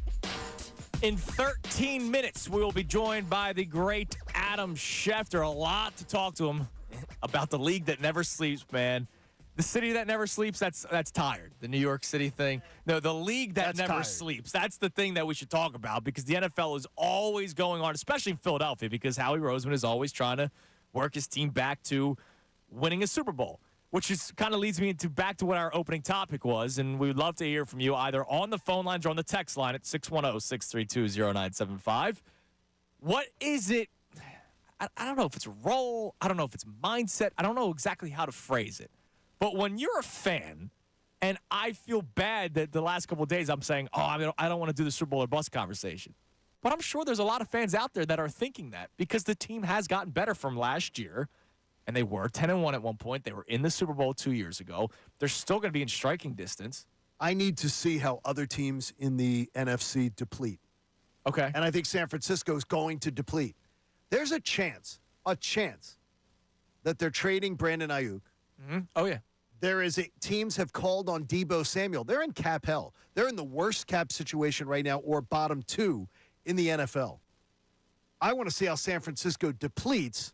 And then what Howie does. And they just got docked some draft picks, too. And that may move me up a little bit in my expectations. But one thing is sure, is that I know with Howie Roseman, and I respect the hell out of it, he never shies away from, it's my job to get to a Super Bowl. Right. It's not my job to just make this team a playoff team. Well, it's to win a championship. And I appreciate the accountability and the desire. But if he's saying that, then why shouldn't fans expect that or say Super Bowl or bust? Because it's not logical. In the NFL, it's not logical. But if Howie's trying to do it, you know that there are teams that are just trying to get back to the playoffs. Detroit was thrilled last year to be in the playoffs. Right. And they got to the NFC Championship game to their credit. Blew it. Yeah, and they did blow it. Dan Campbell, come on, man. Bite more kneecaps. But Howie Roseman is literally telling us that you can't rebuild in this city. Right? He knows that. No, he knows that. And he goes out and gets splashy signings and reworks the cap and does everything to try to keep this team in championship contention. I think he had a great offseason 2022. I think he had a bad offseason 2023. I'm hoping he has a great offseason 2024. Last offseason was not good. But it ended up not being good. I think we were all excited about it in time. I didn't think they were as good as the year before. Well, but I did think Super Bowl or bust. Super Bowl or bust. Yes. And now you think they're better than last year, so why wouldn't you say Super Bowl or bust? Forget logic for a second. Because they've shown me who they are. The great Maya Angelou. When someone shows you who they are, believe them. There's a lack of leadership in that locker room. There's a lack of mental toughness when push came to shove. Things were going bad. That does not mean that can't change. That does not mean that the life lesson of last year can't make them a better team. But right now, I know I have reason to doubt them. Wait. How is last year's life lesson more important than the life lesson that you got from the same core going to the Super Bowl 2 years ago? Because of the fact that I showed them that the first time things started to go poorly last year, one ass-kicking by the 49ers. They went downhill. Everything went in the toilet. They got ass-kicked by the Commanders in the Super Bowl year, and they just kept on rolling. No, the game with the Commanders was decided with 30 seconds to go when that stupid Brandon Graham with the roughing the passer. Very weak. That game could have gone to overtime. They could have won. Oh, and Quez fumbled. Remember? Yes, exactly. On the 10-yard line. It was the 49ers game was an ass whooping. Yes. Yeah. And to me, totally, they were mentally broken. You heard it from Lane Johnson. Lane Johnson told the Dan Patrick Show, they laid out a way to beat us, and we never adjusted. So everything went downhill because of one game. That's a mental break for a team, and I hope they don't have it again. Well, you hope they don't have it again, and you hope that they work on the leadership and all that kind of stuff. Yeah, because when people talk about but nobody talks about that. People talk about talent. Well, when people say on paper. How many times do we talk about on paper? Well, when I hear people talk about the veteran leadership of Kelsey and Cox, it's gone. What the hell did it do for you last year? It did nothing.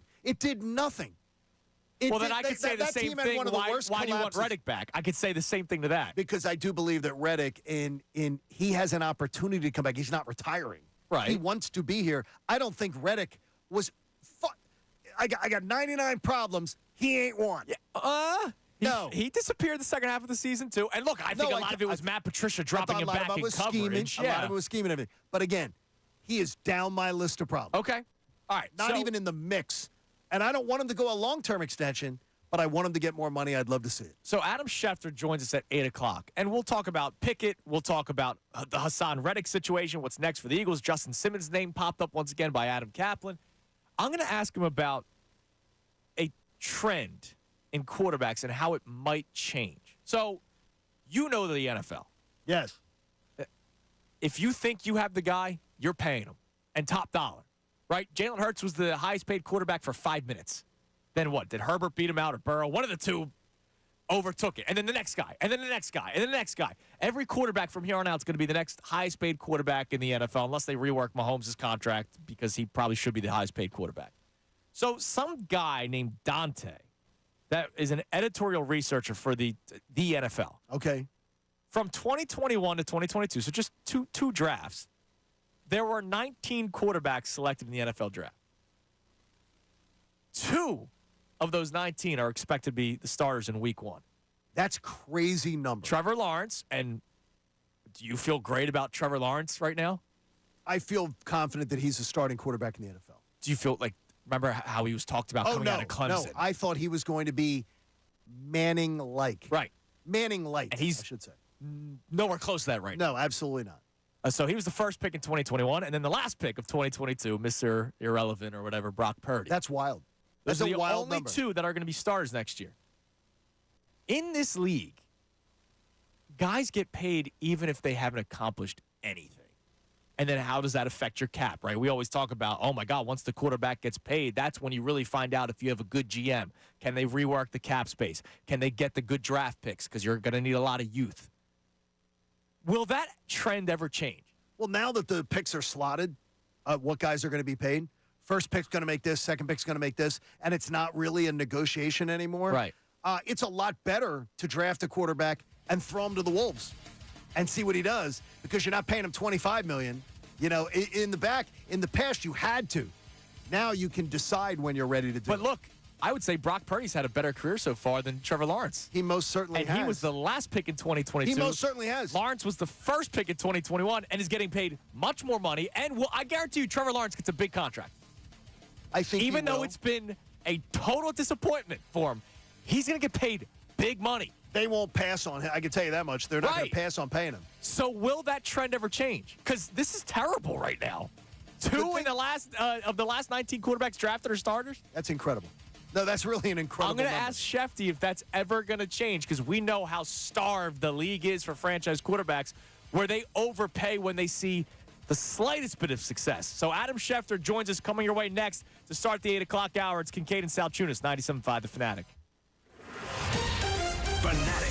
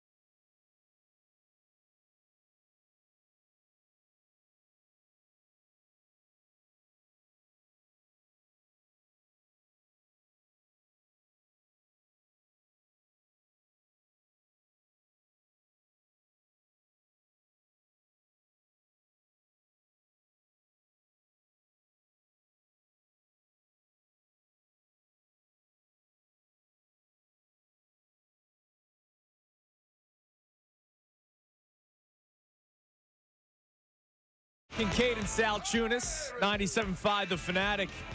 We'll be joined momentarily by one of the greatest insiders in all sports, I would say, even though he's focused on the NFL. But I would say all sports, the great Adam Schefter. And he'll be brought to us by Landis Block. Create your very own jaw-dropping backyard paradise online at landisbc.com. Now, if you need a few ideas, I got pictures for you. Oh, Landis okay. Block does the best. I need to. That's part They of are the best. That's part of this summer's plans. Well, they are the okay, best. Sounds good. All right, well, let's go to the man on the Comcast Business Hotline. Every day in business is a big day. Let Comcast Business help you move forward with what's next. That's Adam Schefter. Shefty, what's going on, man? Good morning. John, Andrew, good morning to you guys. Good to hear from you. Now, I do want to say this. First off, this is my second time ever having Shefty on the show with me. Really? The first time was a weekend.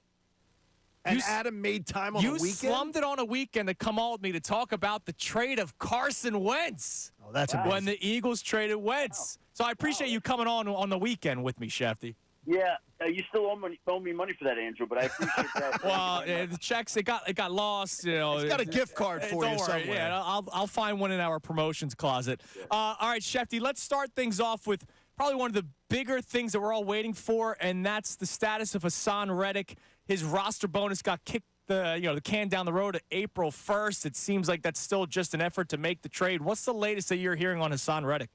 Yeah, listen, I think it's no secret that they're open to dealing him. I think at this point in time, it's just a question of if and when somebody's going to step up and give them the right offer. And until they do, they're not going to move him. I think they're determined to get what they want, which wouldn't be an overly amount of compensation, and they're not going to move him until then. And if they don't get it, then you hold on to it, which is, I think he wants a new deal, and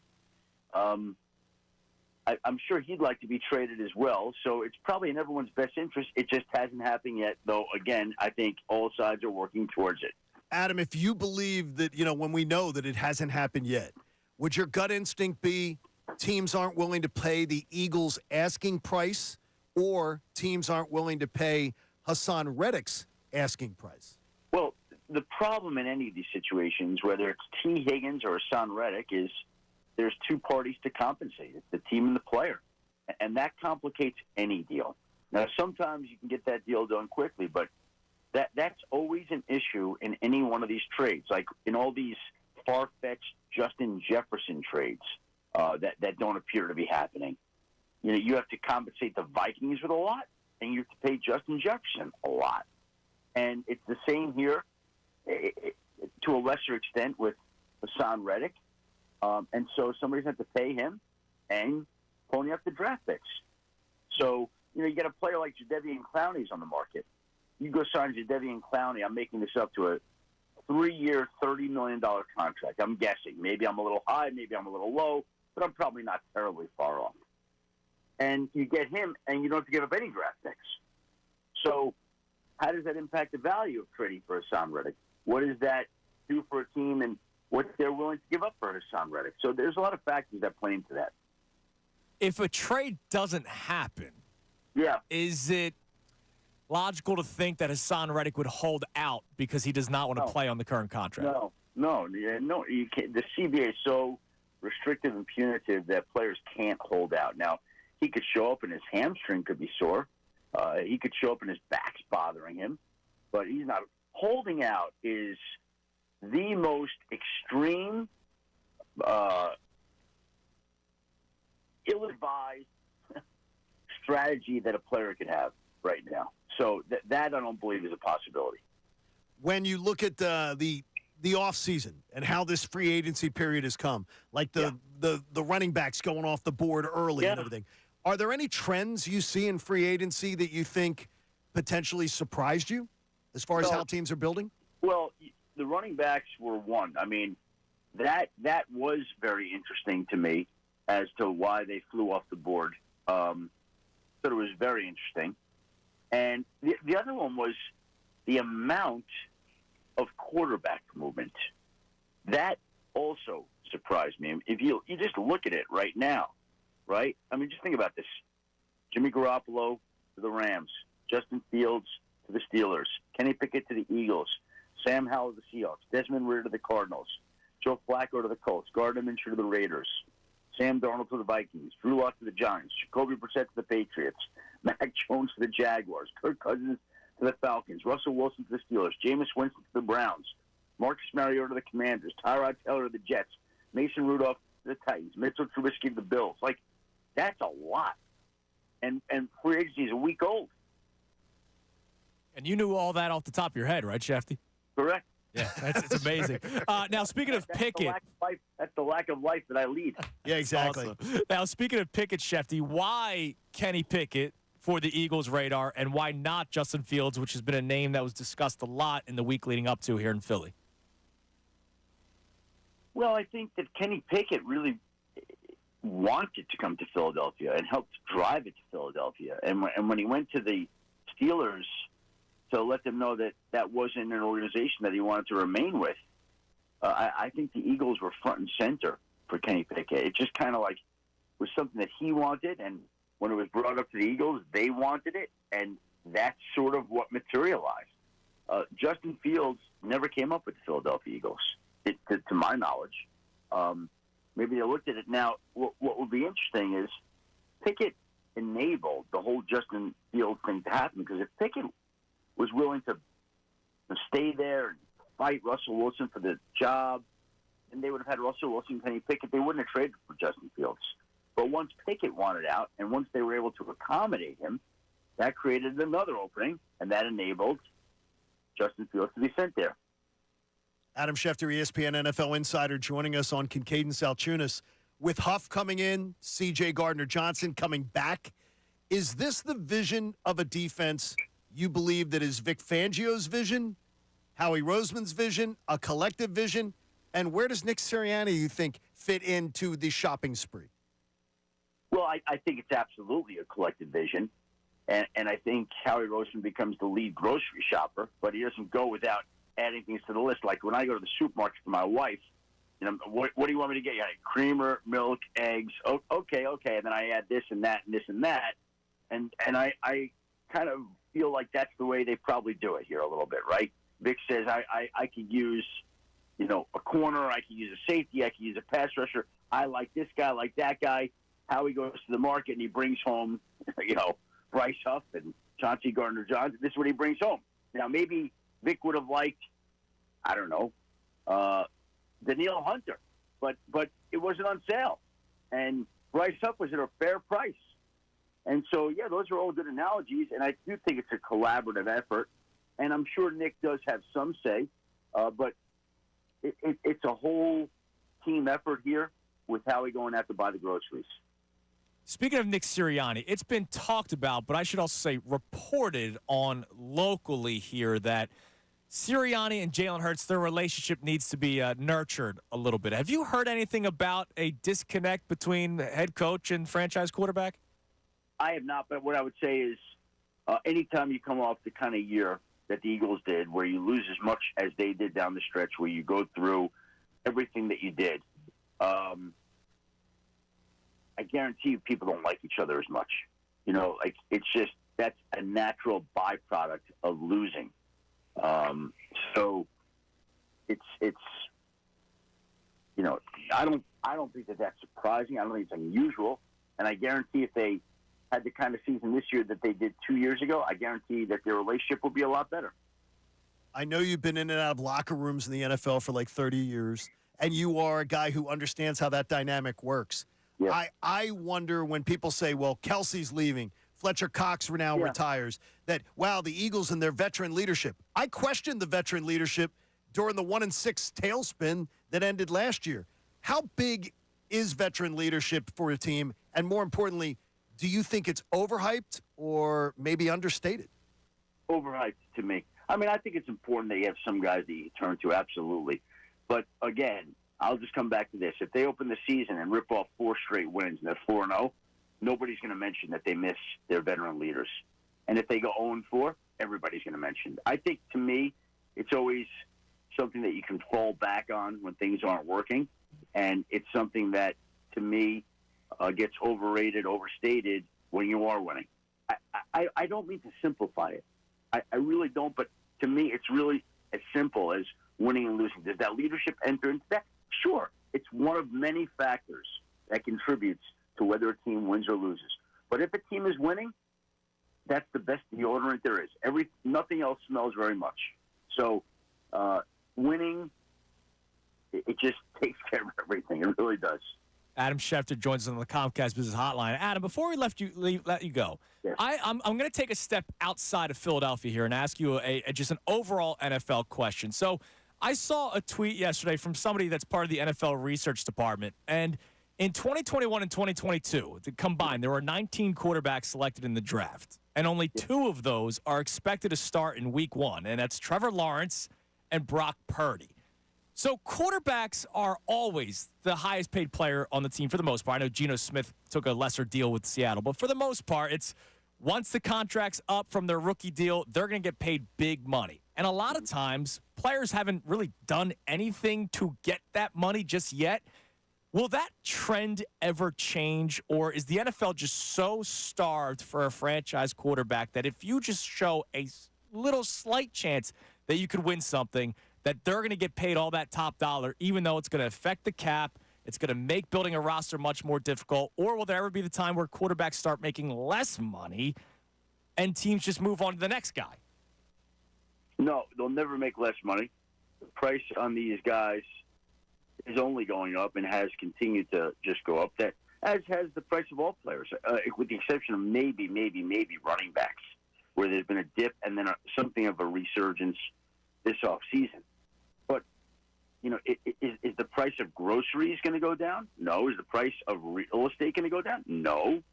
And the price of quarterback sure as hell ain't going down, not when the cap has gone up as much as it has. The cap has taken up a huge turn, and that is going to be reflected in the players. And the most important player, by and large, is the quarterback. So he's going to get the lion's share of that increase. And as long as these guys continue to drive up they're not going backwards on quarterback prices. No quarterbacks are going on sale. And all you have to do, and I know this breaks the hearts of Eagles fans, is look at what's going on in Dallas and I don't want to call it battle, struggle, the issue, the situation with Dak Prescott and the Cowboys. They restructured his deal the other day to lower his cap number by about $4 million, but they're nowhere close to a new extension. Can't tag him, can't trade him, contract up after this year on a 1-year deal. Like Dak, if he were to get to market, is going to kill it. He's not taking a discount. He's not going backwards. And once he gets more, other quarterbacks are going to get more. Right. So quarterback prices are not going down, ever. They're just not. Amazing. Shefty, listen, man, thank you so much for joining the show. The new Kincade Salciunas. I know you've been dealing with John for a couple of years now. He knows how to do that. Long time. Longer than that. Longer than that, yes. Now you got to start dealing with me. Thanks for coming on, man. We appreciate it. We'll talk to you next week. Thank you, guys. Thanks, Adam. Have a great week. There is Adam Schefter, the best insider in all of sports. Brought to us by Landis Block. Create your own jaw-dropping backyard paradise online at landisbc.com. Isn't that crazy that quarterbacks don't have to have much success? Like Dak Prescott, he brings up Prescott. He's been a successful quarterback One of in the the top NFL. 5 passers year after year. Yeah. But the wins haven't come. Kirk Cousins. Yes. Got same type of thing. $100 million guaranteed and has won one playoff game. One. Yep. And he's 35, and he's still getting a 4-year, $180 million contract, 100 of which is guaranteed. Desperate teams do desperate things. Yeah, but it's not just the Atlanta Falcons that are desperate. I hate that organization. I know you spent a lot of time down there. They're just horrible. Believe me, I can tell you they hate me. So it's okay. We have a bonding on that. But think about it. Jacksonville will pay Trevor Lawrence, and if not, to what Shefty just said, there will be another team that's going to pay for Trevor Lawrence. And I don't think it's ever going to change. But I wanted to ask, the guy that knows the inside, Sure. the NFL inside and out. Jalen Hurts got paid, but he at least got to a Super Bowl. Well, there's a time came where people where they stopped paying running backs. Right. So, but he says that's he never says going it's to happen. never happening for quarterbacks Because it's the most important position of all sports. It's having a top quarterback and it's having a top goaltender, right? You could make the case that those are the 2 most important positions You better have it. in all of sports.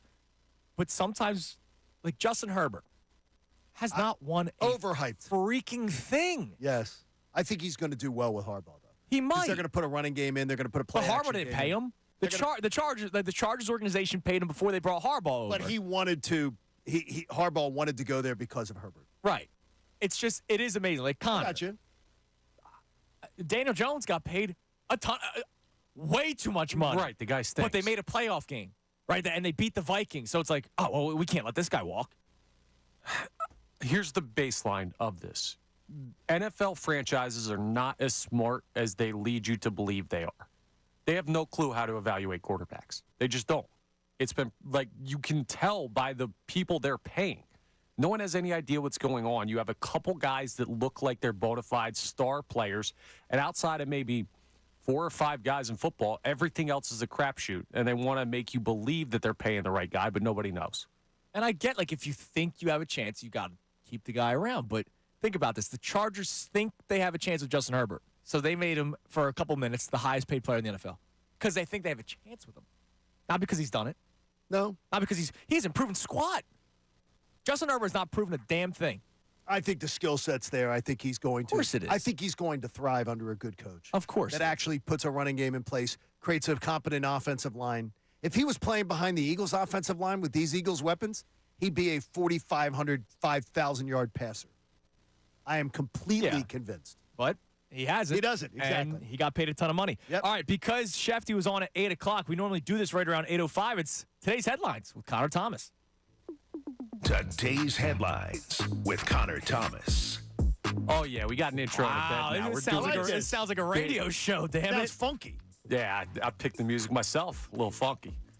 Ranger Suarez has a 0.00 spring training ERA. He had another outing last night against the Tigers. Here's what it sounded like from the Detroit perspective. Swing and a miss, strike 3. Swing and a miss, strike 3. That slow breaking ball. Here you go. Swing and a miss, strike 3, down and in. A lot of swing and a miss, strike 3s. Ranger Suarez looks really good. How much are you guys believing in a huge season out of him?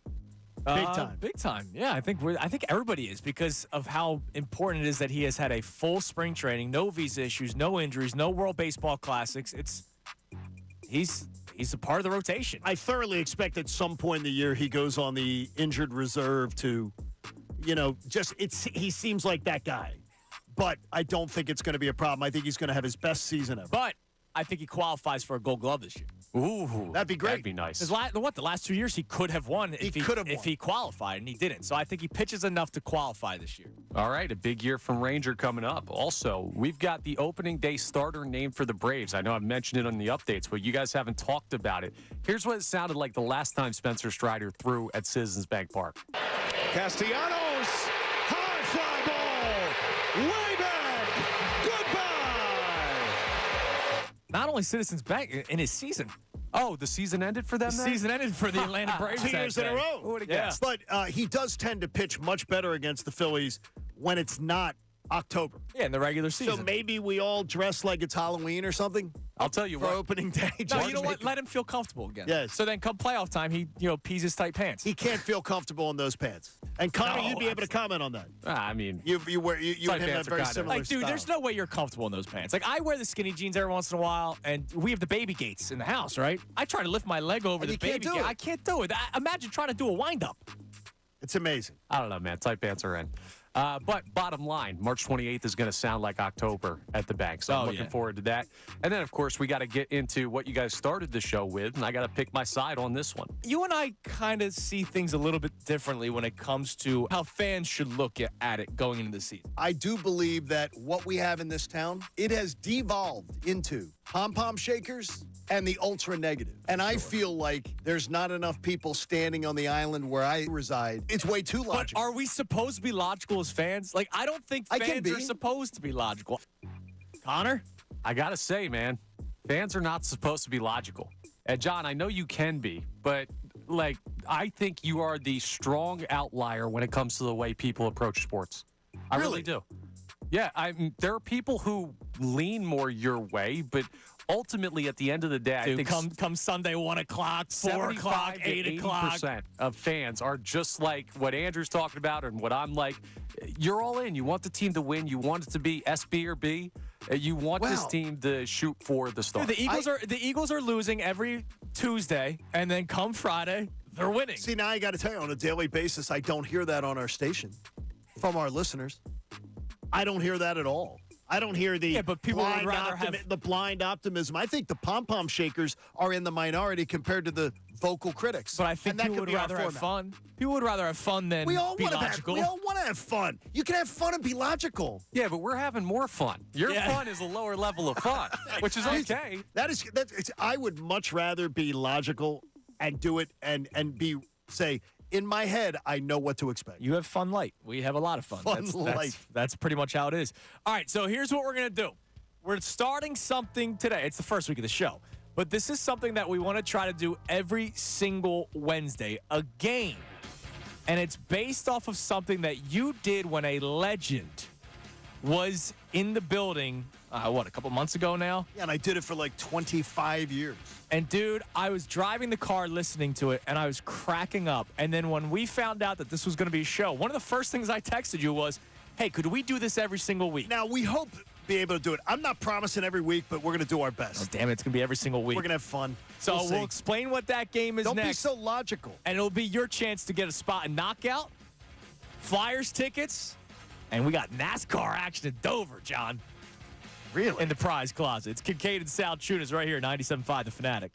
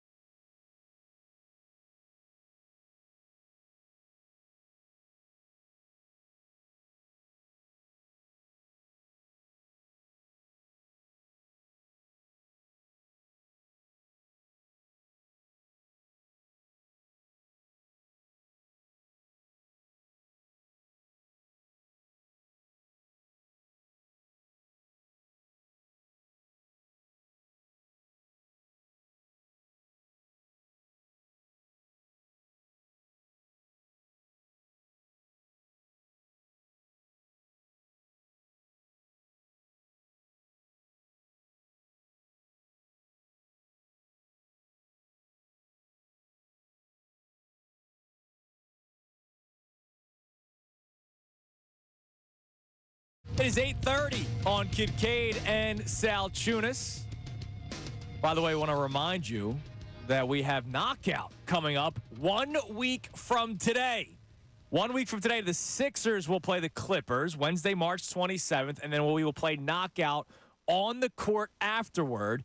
You can win by visiting 975thefanatic.com for complete details and another chance to win, or by playing our game today, which I'll explain in a second. It's all presented by Ferguson HVAC, your Delaware Valley Train Heating and Air Conditioning distributor. Visit train.com to find a dealer near you. So I was driving around one day coming into work when I was still working middays, and it was a First Friday. And the First Friday included a legendary guest, especially in terms of what we do for a living, and that was Angelo Cataldi. So Angelo was hanging out with John on a First Friday, and I thought it was a fascinating conversation, hearing about his career, hearing about how John and Angelo go way back. And then toward the end of it, John did something that, John, it was the only time you ever made me laugh. I was listening to this. Thank you for that. To this segment, and I was cracking up. And I remember when we were finding out that this was going to be the morning show, I'm like, all right, I want to bring that as a part of the show, whether we do it weekly or we try to do it as often as we can. One of the first things you said. One of the first things I said. Look, it was, I'm excited to work with you, and then, hey, I have an idea. Can we do this? Can we make this a part of the show? Now, our YouTube audience is getting an absolute treat right now because you just look wonderful. It is wonderful. It is John Ack the Magnificent. Yes. So John Ack the Magnificent has... It's not John, by the way. It's not John. It's John Ack. John left. Yeah, John left. This is John Ack. This is John Ack. Welcome. Thank you Thank you very much. I'm glad to be here. Thank you for coming into the show. I appreciate you came from very, very far out east, yes. I believe. Yes, I am. I'm very far east, like Westchester East. Okay. I'm very far out. Okay, so thank you for making the drive. How was 76 on your way in? I did, for a Mystic, I did not realize how much traffic I was going to face. Yeah, you should have known that. I should have known. So I have in my hand 3 envelopes. Yeah, 4. You should have 4. I'm sorry. Thank 4 you very envelopes. much. We're off to a great start. I can't count. I have 4 envelopes. The reason why I said 3 is because we have 3 prizes to give away okay. today. So our 3 prizes that we have to give away, one of which is the pair of tickets to the Sixers game next Wednesday night with the spot in Knockout. That's a nice prize. Great prize. We have a pair of tickets to see the Flyers take on the Bruins this Saturday, which, hey, after a win like last night, we're all fired up in Philadelphia. That's a great one. The game's at the Wells Fargo Center. You can get tickets at PhiladelphiaFlyers.com. And also, for you NASCAR fans out there, a 4-pack of tickets for the Worth 400, not the Jason Worth, the WURTH 400. It's Sunday, April 28th at Dover Motor Speedway. NASCAR roars back to the Monster Mile, April 26th through 28th. Get your tickets at DoverMotorSpeedway.com. We'll actually be doing a show, not us. We're going to be broadcasting from 9 to noon. So whoever's doing the 9 and noon shift, I guess Bill Colarulo will be doing the show from Dover on April 28th. Wow. So you need callers, right? You need people to line up? We need callers. You can climb in at 610-632-0975. So it's our game. And, we'll still do the sports talk and everything. But at the end of the call, John, I'm going to hand John an envelope. Yes. And so explain this to me. You know what is inside the envelope? I have not touched those envelopes. Those are your envelopes. But when I hand them to you, you will know right away. I will I will be able to tell you the question. I will be able to give you the answer to the question that's in the envelope. Okay. So I will hold it to my head, and I will be able to tell you the answer to the question that is in the envelope that I have not seen. And our caller will have to know what the question is. Once they hear my answer, they will then try to guess. Right. And then I will tell them the punchline. See, Connor, and think punchline. Connor Thomas is very confused. I have no idea what's going on. So, Connor, you'll figure this out. You'll figure it out along the way. There will be a think punchline. Right. They are meant to be funny. Right. Some will fail. Some will be great. No, but seriously, I remember. I'm going to talk to John Kincade here, who's listening in the hallway at this point. He's always listening. It was hilarious when you were doing it with Angelo. So I wanted to bring this to a part of the show. So what I'm going to do is I'm going to hand one over to you right now, John Ack the Magnificent over here. Thank you. Oh, we have music too. There you go. Oh, how about that? So we have a contestant who is going to be listening along with us, right? Yeah, well, we got a bunch of contestants. Okay. Because I don't know if the first contestant's going to get it right. Okay. Hold it to my head here. On pins and needles. On pins and needles. Yes. So now the caller, I guess, could try to figure out what's in the envelope. On pins. On pins and needles. So let's go to Caleb in Phoenixville. Caleb, on pins and needles. Oh, man. And think punchline. I have no idea. All right. All right, good luck there. Let's try Dan in Harleysville. Dan, Take a guess. On pins and needles. I have no idea. All right. It's hard. Let's try. Take a guess. Let's try one more. Let's go to, because we have 4 of these. Yes. Let's go to John in North. Like I said, not everybody's going to win. No. John in North Wales on pins and needles. I don't know. A nail bed. Okay. Nail bed. All right. What is the answer? John Ack the Magnificent, or the question, I should say. Well, the answer's on pins and needles. What's the name of the new Kensington 5K? Oh, my goodness. But you laughed. But you laughed. Oh, my God. That's good. See, you have to think. told you. You have to think punchline. You the ready? only time I've ever made you laugh. Do you get it now, Connor? Connor, you get the I deal get now? it. He doesn't. He couldn't I figure it get out. it. All right, here we go. All right, let's try another one. Try another one. Okay, All right, here's I have envelope not number seen, 2. I have not seen the question in this envelope. Jake Cave, James Bradbury, and Mo Bamba. And Mo Bamba. Not where I was thinking the third name would go, but Jake Cave, James Bradbury, and Mo Bamba.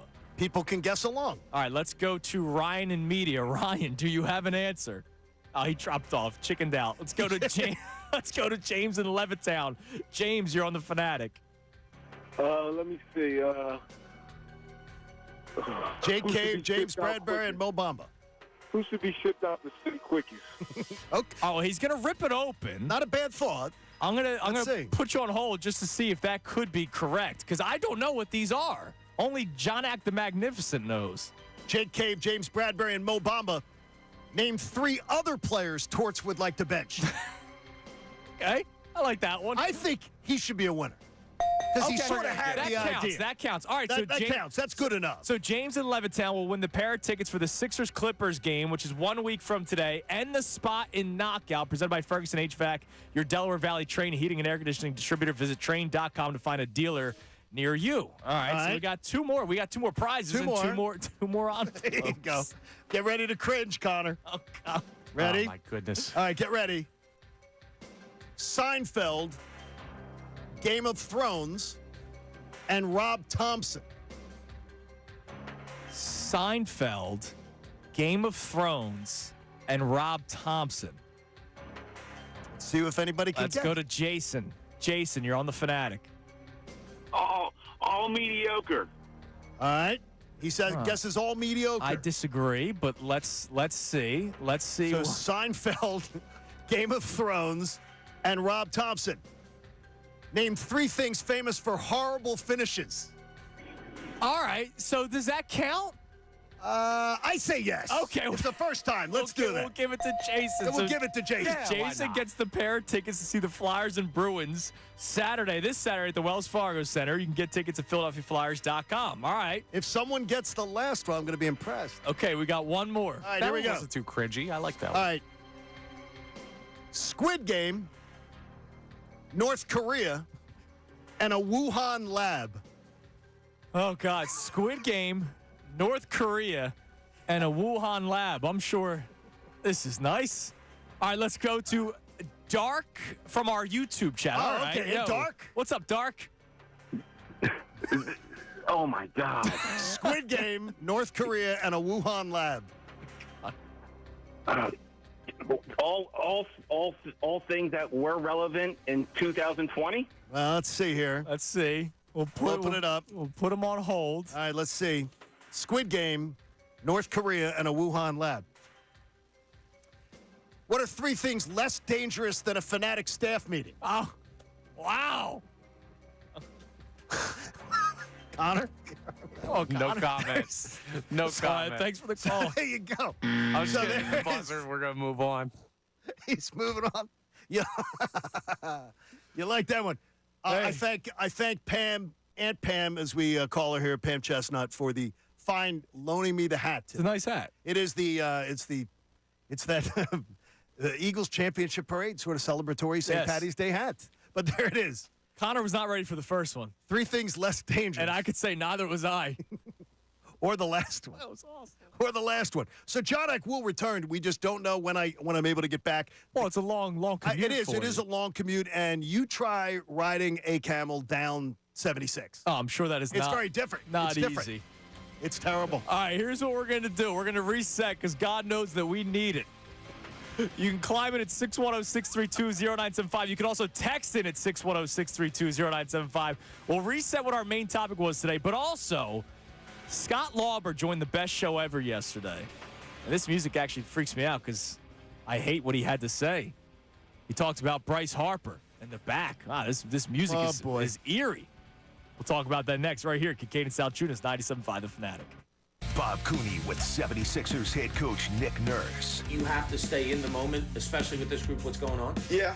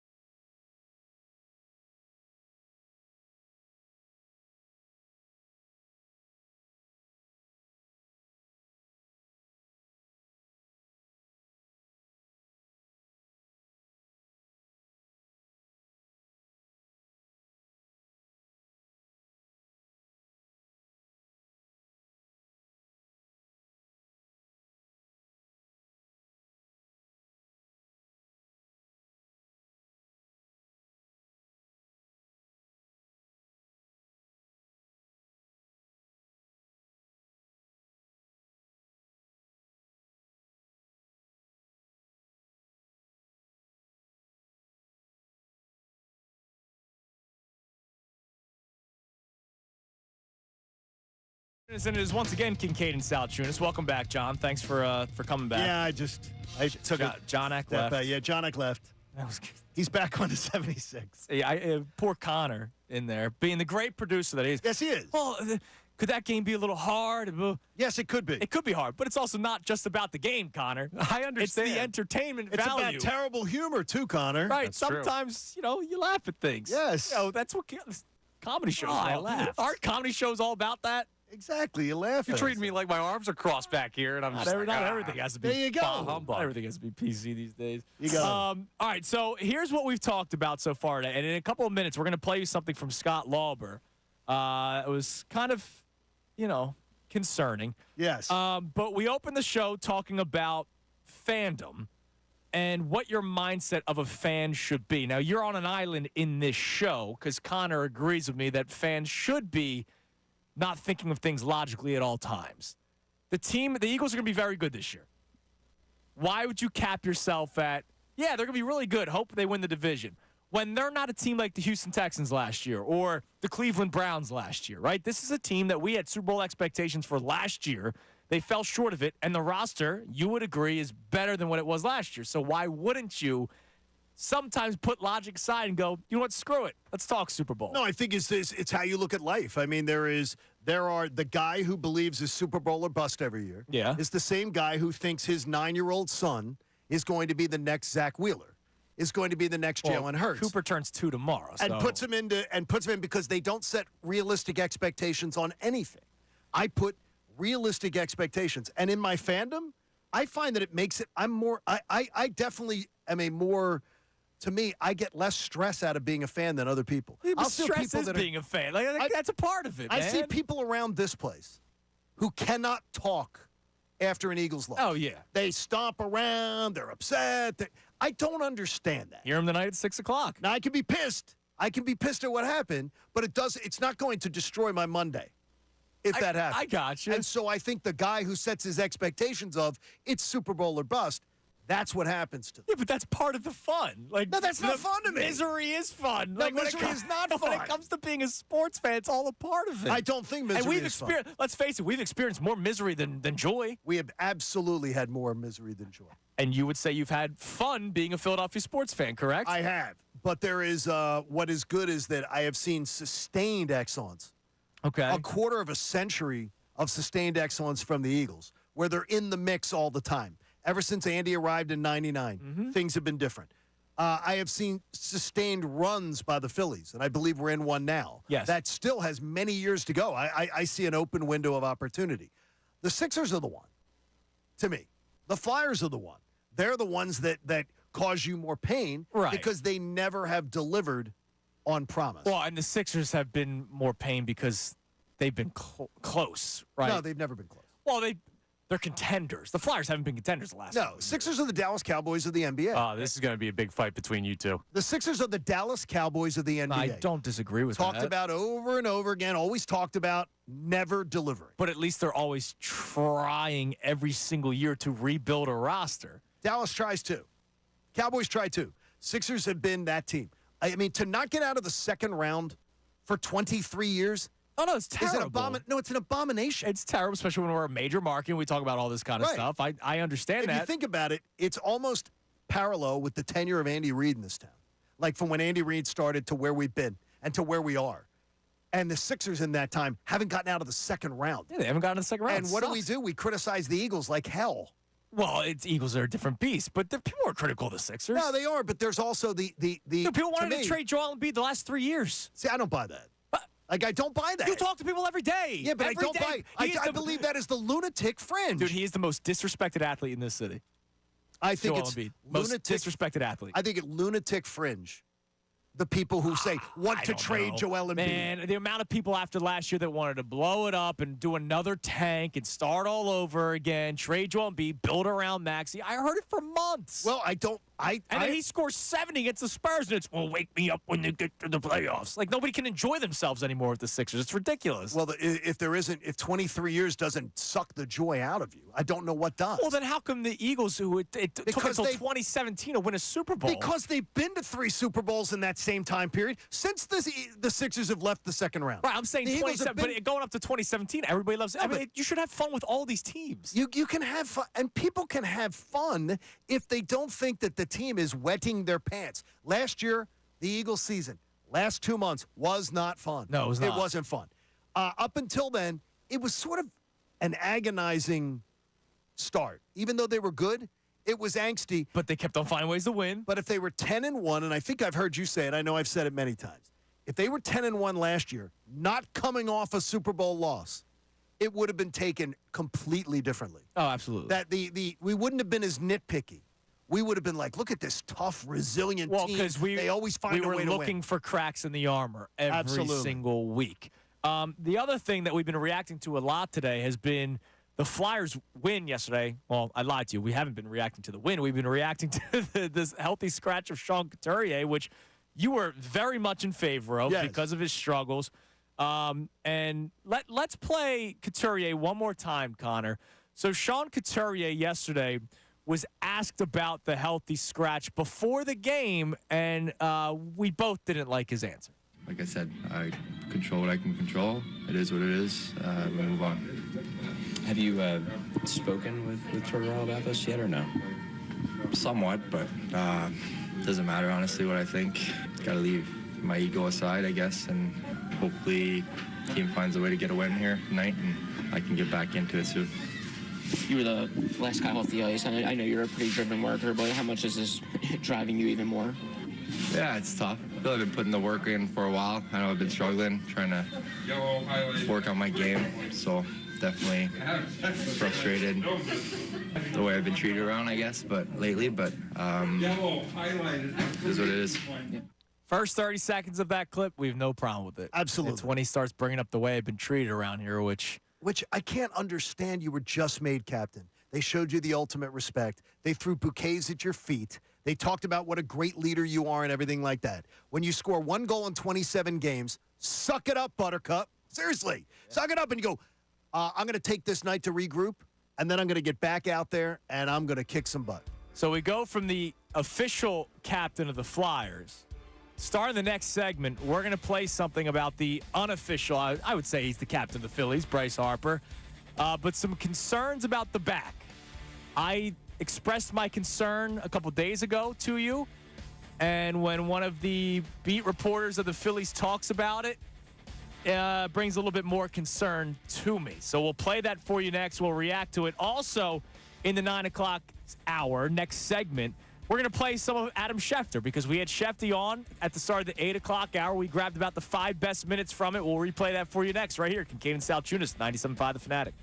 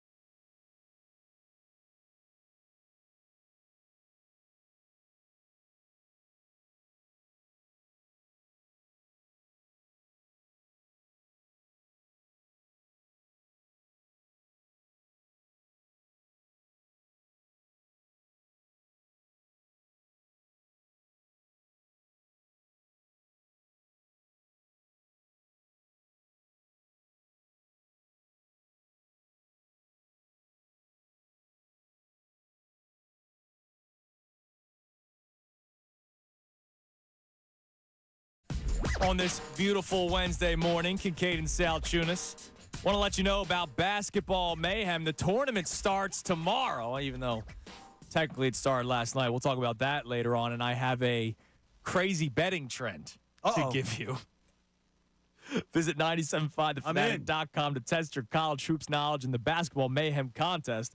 A perfect bracket wins $1 million, sponsored by AAA. Join AAA and get the peace of mind that comes from having expert roadside assistance. Yeah, I saw a trend on Reddit, which is always an interesting place to be. Oh, yeah.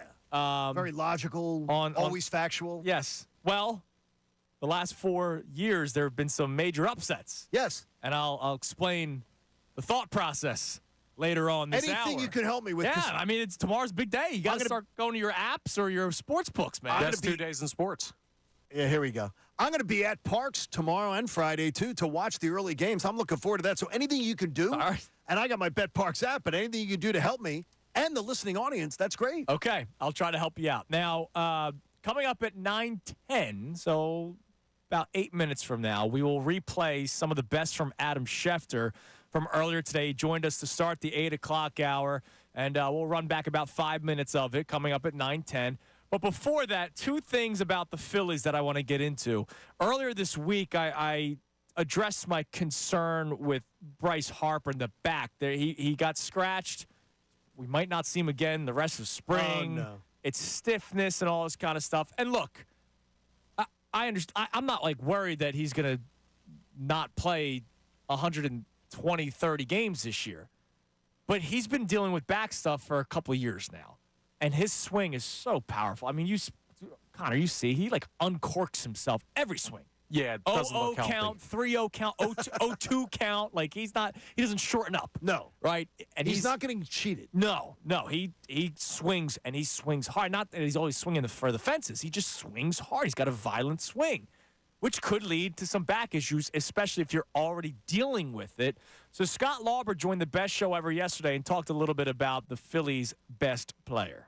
Bryce Harper says it's not a big deal, and I believe him. You know, the fact of the matter is, like I said, when you're Bryce Harper, right, the most notable things that can happen to you in the final 10 days of spring training are usually bad. And so if he goes out there with a back that's a little cranky and it acts up a little bit more and it blows into something bigger, well, that's what you don't want to have happen. And it's also Bryce Harper, right? I mean, this is the guy who came back from Tommy John surgery in 160 days without a rehab assignment so much as a spring training.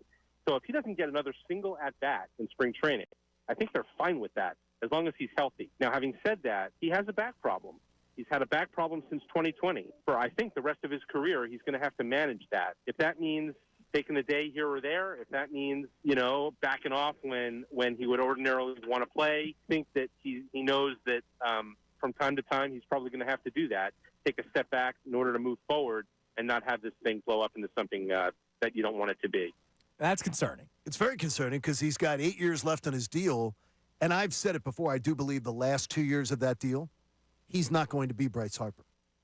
And I think you would have signed up for that Absolutely. knowing that you got 11 years of Bryce Harper. You mean a guy who's going to go to the Hall of Fame? Right, Yes, exactly. Absolutely. But I do believe that's why when he was asking for a contract extension, I got you. I was saying that's ridiculous because I don't believe he's going to be himself at the end of this contract, let alone an extension. And it's concerning because, look, it's not like the NBA where he's going to play 50% of the season, right, just because of load management. But you heard Scott say, there's going to be times where he's going to have to be out of the lineup, which, look, as we've seen with the Phillies the last couple of years, as long as you're hot going to the playoffs, right, or you don't even have to be hot going to the playoffs. We saw 2 years ago they were basically collapsing until they won that series in Houston. They can flip it on come playoff time in amazing ways. But to start hearing that already, and he's still very young, and you're starting to hear back issues, and now the rest of his spring might be done, it's alarming. It is alarming, and you could have a problem. I mean, you've got guys that are Adrian Gonzalez from the Dodgers. Mm-hmm. He's a guy that back in the day had back issues as a first baseman as his career went along. Anthony Rizzo is dealing with it now with the Yankees. Back issues as a first baseman. Yeah. Bryce Harper's now playing first base, which is wear and tear when you talk about the back. Well, so here's the deal. He's signed up for first base now, right? Would you I'll ask you because $330 million player. Sure. Best player. He's fantastic. Schwarber's got what? 2 years left? 2 years. Is Harper your DH 2 years from now? Absolutely. For the rest of his career. I'm fine. I'm fine with it. I'm absolutely fine with So that. that's basically what the plan is. I would imagine the next 2 years, and then you get another big bopper first baseman. But you can play him in the field when you want to. He doesn't have to be a DH every day. No, he doesn't have to be. But he can be. I think Bryce Harper, you want to talk about getting the squeeze out of that lemon, that whole contract?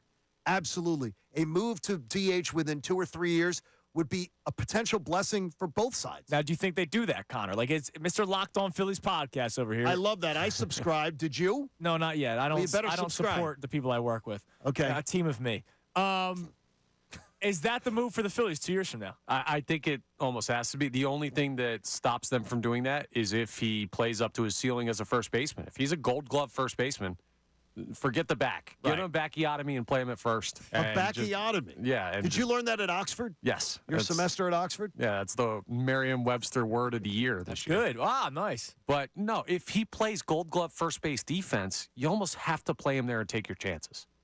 You're taking your chances with your 300. You're rolling the dice with your highest paid player. You already took a chance when you gave him that long of a contract. You're trusting that Bryce Harper is going to be but now you're giving Bryce him Harper. extra. You're taking extra risks here. The dude dove into a camera well last year. Don't you want to try to avoid that? Playing him. I'm not saying now. I'm saying 2 years from now, because right now Schwarber's your DH. You don't want him in there. And you have 2 years of Schwarber that you've got. Right. But also, it's an easier position to fill at DH than it is to get a guy that can hit like that and play first base at the top level. And if he can do that, he's playing first base. Do you think he'd be a better – it's hard to say better at the plate because he's an exceptional bat. Do you think he'd be better at the plate over 162 or the 145 that he's going to play if he was a DH? He'd probably be healthier.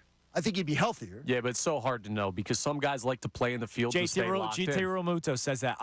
People complain, get him out behind the dish. He needs a DH. He has literally said publicly, to cameras, I hit better when I'm fielding at the same, like when I'm playing in the field. And he doesn't want to be DH. Rob Thompson has talked about the fact, and there are players across Major League Baseball, great players, that literally will go into their manager's office when they say, I'm giving you a day off. And they'll be like, I don't want a day off. And they'll go in and campaign for it. Freddie Freeman, one of those guys with the Dodgers. He hates days off. He wants to play every game that he can play. But sometimes you got to look out for the player. I'm with Andrew in this camp. I want to look out for the long-term investment into Bryce Harper. I can't risk more. No, and if we see the back tweaking up on him in the next few years, first base was not the move. And by the way, Rob Thompson agrees with me. Rob Thompson wanted Rhys Hoskins back and wanted Bryce Harper in right field.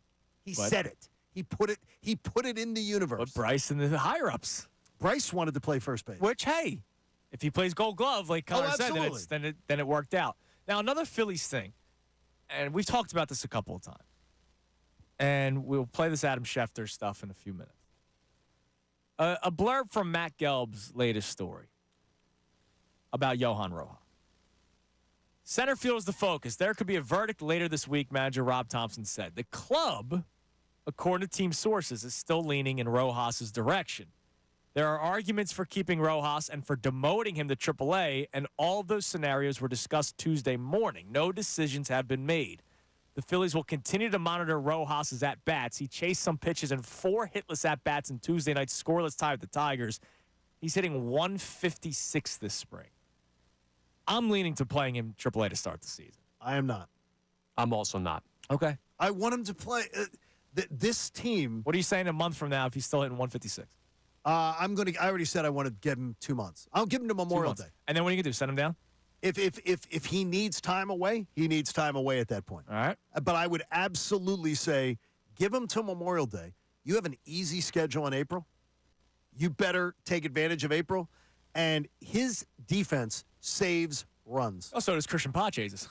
Oh, Christian Not the same way. No, Christian Pache's excellent. Excellent. But he's not as he's. All right. So you pinch hitting for Rojas anytime it's a big moment? Yeah, probably. Why not? Oh, how's that going to? Oh, but his confidence. No. Did he get 3 at-bats in the game and then it's a big moment in the 4th at-bat? Yeah. No, it's not going to hurt his confidence. Oh, sorry, Johan. You're just not hitting the ball well. You're in the lineup. You're in the lineup the next day. Okay. I pencil you in the next day. You're in the lineup. I'm not worried about his feelings. I'm worried about him. Play great defense. And don't worry, Johan. We got Jay Cave. He's gonna save the day. And keep working. You're not pinch hitting Matt Stairs. No, Jay Cave. Look, I can tell you both guys. I don't think that Pache or Rojas were terrible during the regular season at the plate. Terrible. If we are accepting what Kyle Schwarber does, except because of his production. But it's different. Because of the production. Yeah. But as far as getting on base and getting out there, I think both guys, I'd be fine with. Look, I love the idea of Rojas. Speed and stellar fielder. And when he gets on base, he can make things happen. He can. When he gets on base. I'm giving him a chance. He could bat 0 until the All-Star break. No, that's you're going stupid. further than that's I am. dumb. I'm sorry. That's actually It's stupid. not. No, that's one of the dumbest things you've ever said. No, it's not. You're going to give an automatic out. You're worse than a pitcher at this point. Okay, so what? You might as well let Aaron Nola hit. I care if the team wins. Why did they not sign Blake Snell? Because they know at the trade deadline they're going to have to make moves. If that move is a center fielder, and if you've won up until that point, then you're fine. This team is going to win more this year simply because they don't start slow. They're going to be in a better spot at the All-Star break and at the trade deadline than the past couple seasons just because Harper's healthy and Turner's going to be good. Right. Rojas does not matter. I'll remember this conversation. Please do. After opening weekend, and there's 2 men on in the 6th inning in a big spot, and he gets out. Okay. I'll remember this. I got you. Last year, 150 at-bats, was it? Like 156. Like 150 at close to 300. He hit 302. Yeah, and then there's tape. So I mean, I understand is that the light bulb has already shown at the major league level that it can come on. And there's tape. He has to make the adjustment. They studied it in the playoffs, and what happened? Couldn't do anything. Automatic out. And we all complained about it. Didn't we all complain about him being an automatic out in the playoffs? No, honestly, I hated that he was not hitting, but I absolutely felt he saved a couple of games. Well, yeah, that game against the Braves. The yes, he leap and catch, saved it. no, it was amazing. You can use him as a defensive replacement at some point, but because everybody has such high hopes for him, wouldn't you want him to try to work on his craft in AAA? When I hear and not be a defensive replacement? When I hear defensive replacement, that's great in theory. But you can't. You don't know when the game-saving defensive play is going to be made by your center fielder. It may be in the 4th inning during a big rally. It may be in the 6th. And I think Pache is a good enough center fielder where I can trust that he's going to make game-saving plays too. Well, I like Pache better than Marsh in center field defensively. Yes, and I'm still big on Marsh. Like I enjoy Marsh being here. I think he eventually moves on, but I like Marsh being here. Okay, so I'm all right with it. I'll be on an island when it comes to Rojas. You guys are all Rojas up. You're not welcome on Rojas Island. When he starts hitting, you're not invited on I'll the applaud island. him from my own island. Oh, you'll be on Salciunas Island. Yeah, I have my own. Okay, that's great. All right. Salciunas Island. Earlier today, at the beginning of the 8 o'clock hour, we were joined by Adam Schefter. Here's some of the best 5 minutes from it. All right, Schefty, let's start things off with probably one of the bigger things that we're all waiting for, and that's the status of Hassan Reddick. His roster bonus got kicked the can down the road to April 1st. It seems like that's still just an effort to make the trade. What's the latest that you're hearing on Hassan Reddick? Yeah, listen, I think it's no secret that they're open to dealing him. I think at this point in time, it's just a question of if and when somebody's going to step up and give them the right offer. And until they do, they're not going to move him. I think they're determined to get what they want, which wouldn't be an overly amount of compensation, and they're not going to move him until then. And if they don't get it, then you hold on to it, which is, I think he wants a new deal, and I'm sure he'd like to be traded as well. So it's probably in everyone's best interest. It just hasn't happened yet, though. Again, I think all sides are working towards it. Adam, if you believe that, when we know that it hasn't happened yet, would your gut instinct be teams aren't willing to pay the Eagles' asking price, or teams aren't willing to pay Hassan Reddick's asking price? Well, the problem in any of these situations, whether it's T. Higgins or Hassan Reddick, is there's 2 parties to compensate. It's the team and the player. And that complicates any deal. Now, sometimes you can get that deal done quickly, but that's always an issue in any one of these trades. Like in all these far-fetched Justin Jefferson trades that don't appear to be happening. You have to compensate the Vikings with a lot, and you have to pay Justin Jefferson a lot. And it's the same here, to a lesser extent, with Hassan Reddick. And so somebody's going to have to pay him and pony up the draft picks. So, you get a player like Jadeveon Clowney's on the market. You go sign Jadeveon Clowney, I'm making this up, to a 3-year, $30 million contract. I'm guessing. Maybe I'm a little high, maybe I'm a little low, but I'm probably not terribly far off. And you get him, and you don't have to give up any draft picks. So how does that impact the value of trading for Hassan Reddick? What does that do for a team and what they're willing to give up for Hassan Reddick? So there's a lot of factors that play into that. If a trade doesn't happen, is it logical to think that Hassan Reddick would hold out because he does not want to play on the current contract? No. You can't. The CBA is so restrictive and punitive that players can't hold out. Now, he could show up and his hamstring could be sore. He could show up and his back's bothering him, but he's not. Holding out is the most extreme, ill-advised strategy that a player could have right now. So that I don't believe is a possibility. With Huff coming in, C.J. Gardner-Johnson coming back, is this the vision of a defense you believe that is Vic Fangio's vision, Howie Roseman's vision, a collective vision? And where does Nick Sirianni, you think, fit into the shopping spree? Well, I think it's absolutely a collective vision. And I think Howie Roseman becomes the lead grocery shopper, but he doesn't go without adding things to the list. Like when I go to the supermarket for my wife, what do you want me to get? You got creamer, milk, eggs. Oh, okay. And then I add this and that and this and that. And I kind of feel like that's the way they probably do it here a little bit, right? Vic says I could use, a corner. I could use a safety. I could use a pass rusher. I like this guy, I like that guy. Howie goes to the market and he brings home, Bryce Huff and Chauncey Gardner-Johnson. This is what he brings home. Now, maybe Vic would have liked, I don't know, Daniil Hunter, but it wasn't on sale. And Bryce Huff was at a fair price. And so, those are all good analogies, and I do think it's a collaborative effort. And I'm sure Nick does have some say, but it's a whole team effort here with Howie going out to buy the groceries. Speaking of Nick Sirianni, it's been talked about, but I should also say reported on locally here that Sirianni and Jalen Hurts, their relationship needs to be nurtured a little bit. Have you heard anything about a disconnect between head coach and franchise quarterback? I have not, but what I would say is anytime you come off the kind of year that the Eagles did, where you lose as much as they did down the stretch, where you go through everything that you did, I guarantee you people don't like each other as much. It's just that's a natural byproduct of losing. So it's I don't think that that's surprising. I don't think it's unusual. And I guarantee if they had the kind of season this year that they did 2 years ago, I guarantee that their relationship will be a lot better. All right, there's Schefty, who joined us earlier today. He joins us every single Wednesday at 8 o'clock. Some interesting stuff there. I loved your question about how they're building the defense. Is it Howie's vision or is it Vic Fangio's vision? I was surprised that he went right to, it's a collaborative effort, but it's Vic Fangio wants this, and then Howie goes shopping. So I sort of see it like a... Isn't that how it should be, though? Yes, and I believe, I've been told this before, because I had a misconception of Howie Roseman. Okay. I've been told that Howie Roseman has never imposed on his coordinators if he trusts them. Like, he's a guy that if he trusts the guys, he will say, what do you want? What do you need? Okay, we're looking at this. I need this. I need that. And I like this guy, and this guy. And then Howie would go, okay, you gave me a list of 3 you like. I hate this one. So let's go after one of these 2. That he's a very cooperative and collaborative guy. And here's the thing. You trust Vic Fangio. Oh, I do trust Fangio. I don't blame Howie not trusting Sean Desai. I absolutely do. He didn't prove anything yet. Now, look, he probably still gave him players that would fit in his scheme, but when it's Vic Fangio, it's a different understanding. It's a different, all right, he wants this guy specifically.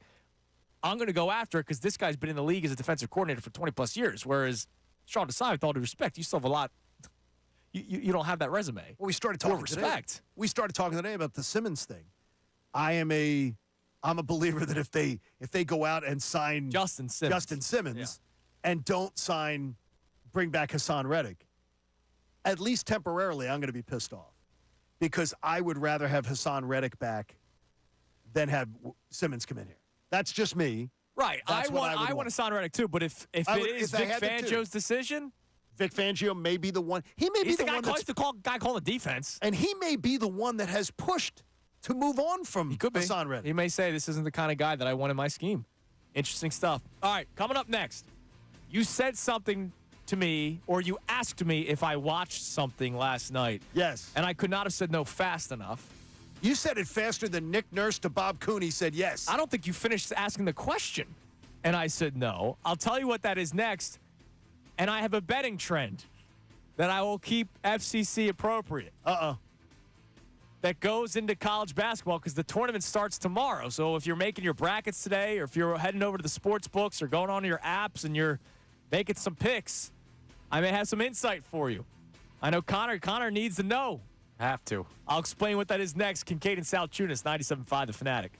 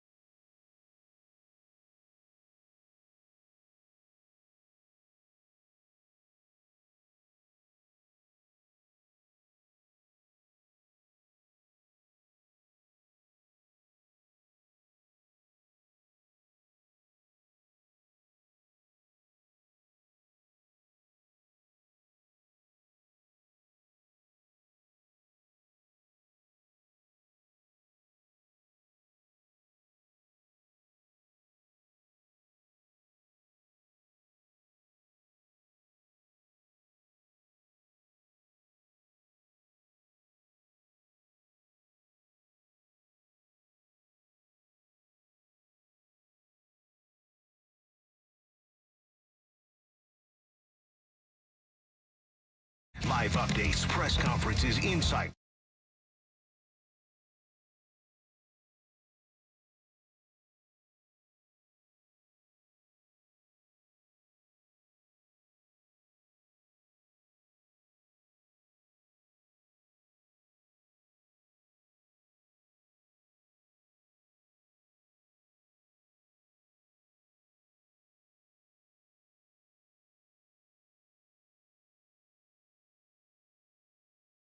Details, go to Bagster.com. And I'm getting Chunas a Bagster.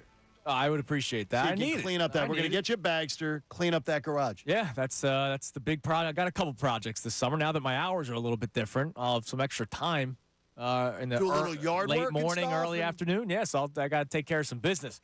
All right, so the tournament starts tomorrow, and we'll have some more fun with that tomorrow. You know, we'll give our pick and who's going to win it all, Final Four, all that kind of stuff. You have an appearance at Parks.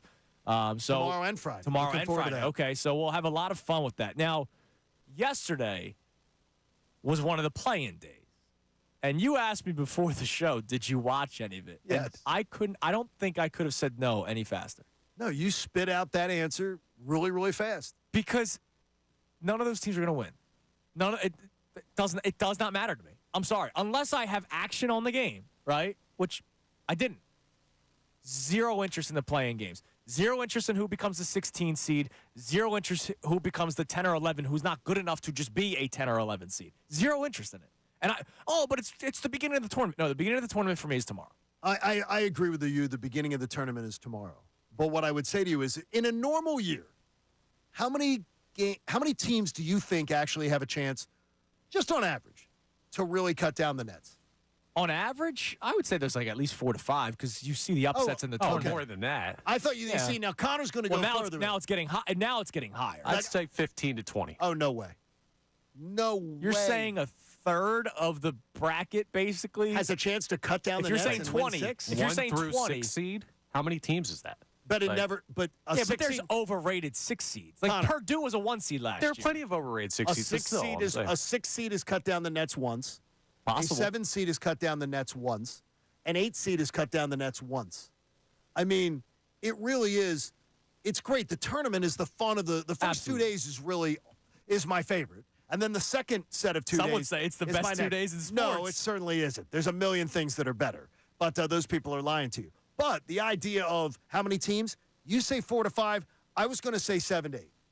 Okay. In a normal year, 7 to 8. But other than that. But it is changing because now, as I've talked about, you can be a 10 seed. I don't think you're going to win the whole thing, but you can be a 10 seed. And if you're a great 3-point shooting team, like Purdue's not going to win, right? Because they got Zach Edey. I don't think they're winning. Like Zach Edey, they try to go through him a lot of the times. That you're trading 2s for 3s, yes. right? And they might win a game. Like I don't know if they get bounced right away like they did last year, but even so, they're probably not going to win anything because it's just the direction of the NBA. Like a team like Virginia, look, they lost yesterday, embarrassingly. I don't think they're ever going to win again unless they have legit 3-point shooters. The defense is always there. The defense is there, but if they go ice cold, they got no shot. Like last year's Final Four.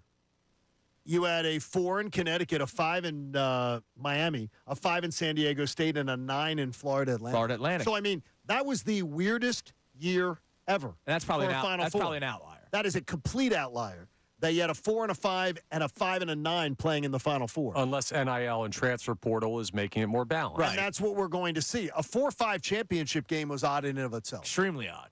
So we're gonna watch that, how it goes down. But to me, college basketball has just been so gutted.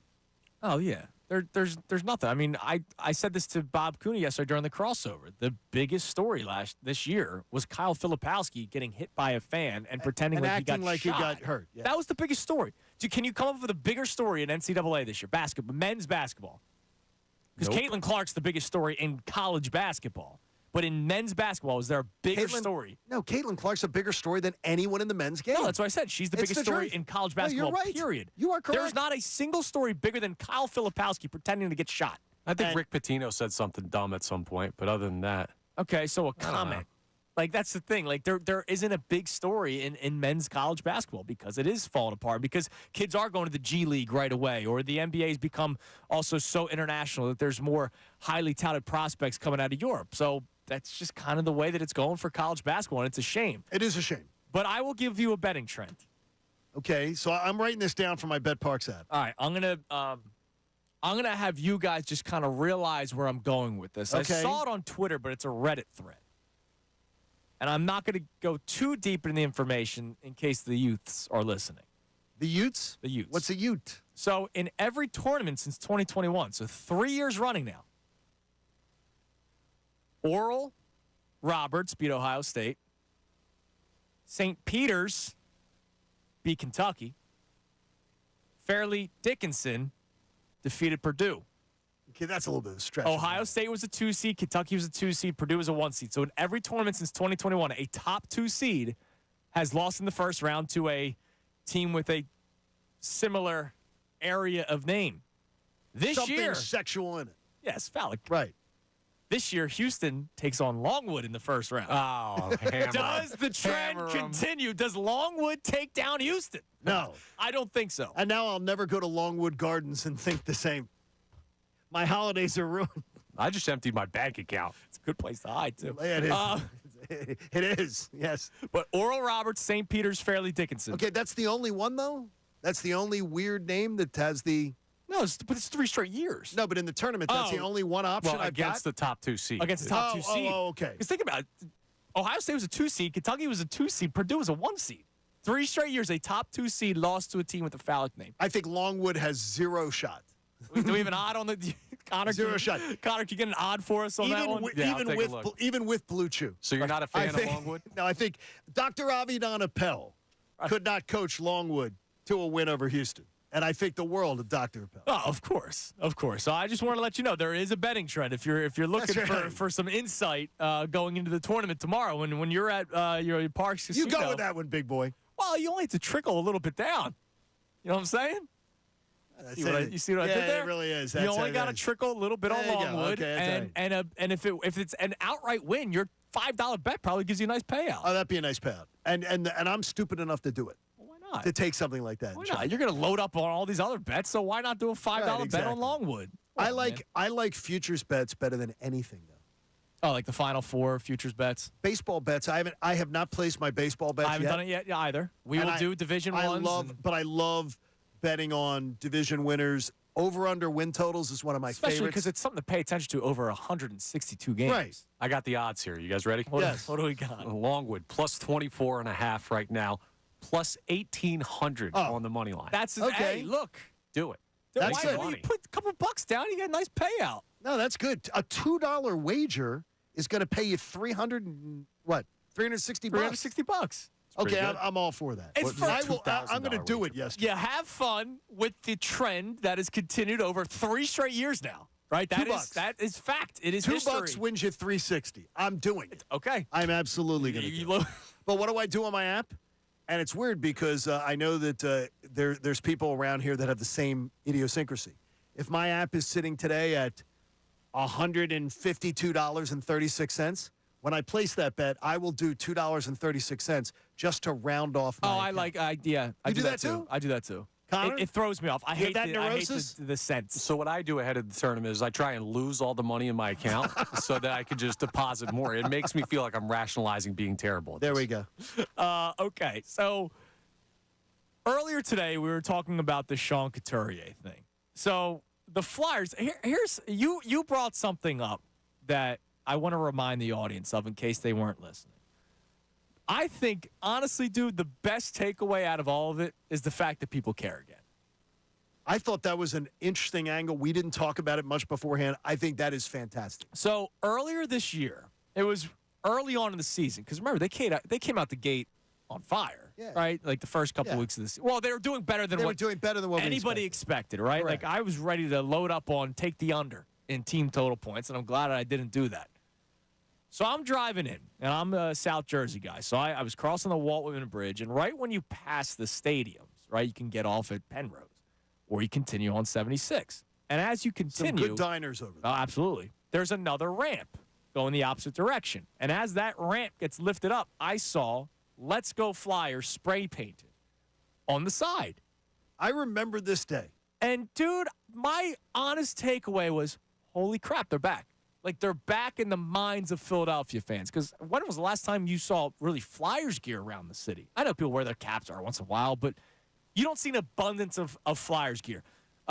If you go... I was seeing Flyers gear rivaled by Union gear. Yeah, oh, yeah, for sure. For a couple years. For sure. Since I returned. You go to the... I don't shop at the mall really all that much. Yeah, everything's online. But if you go to the mall during football season, you're going to see Eagles gear all over the place, right? Absolutely.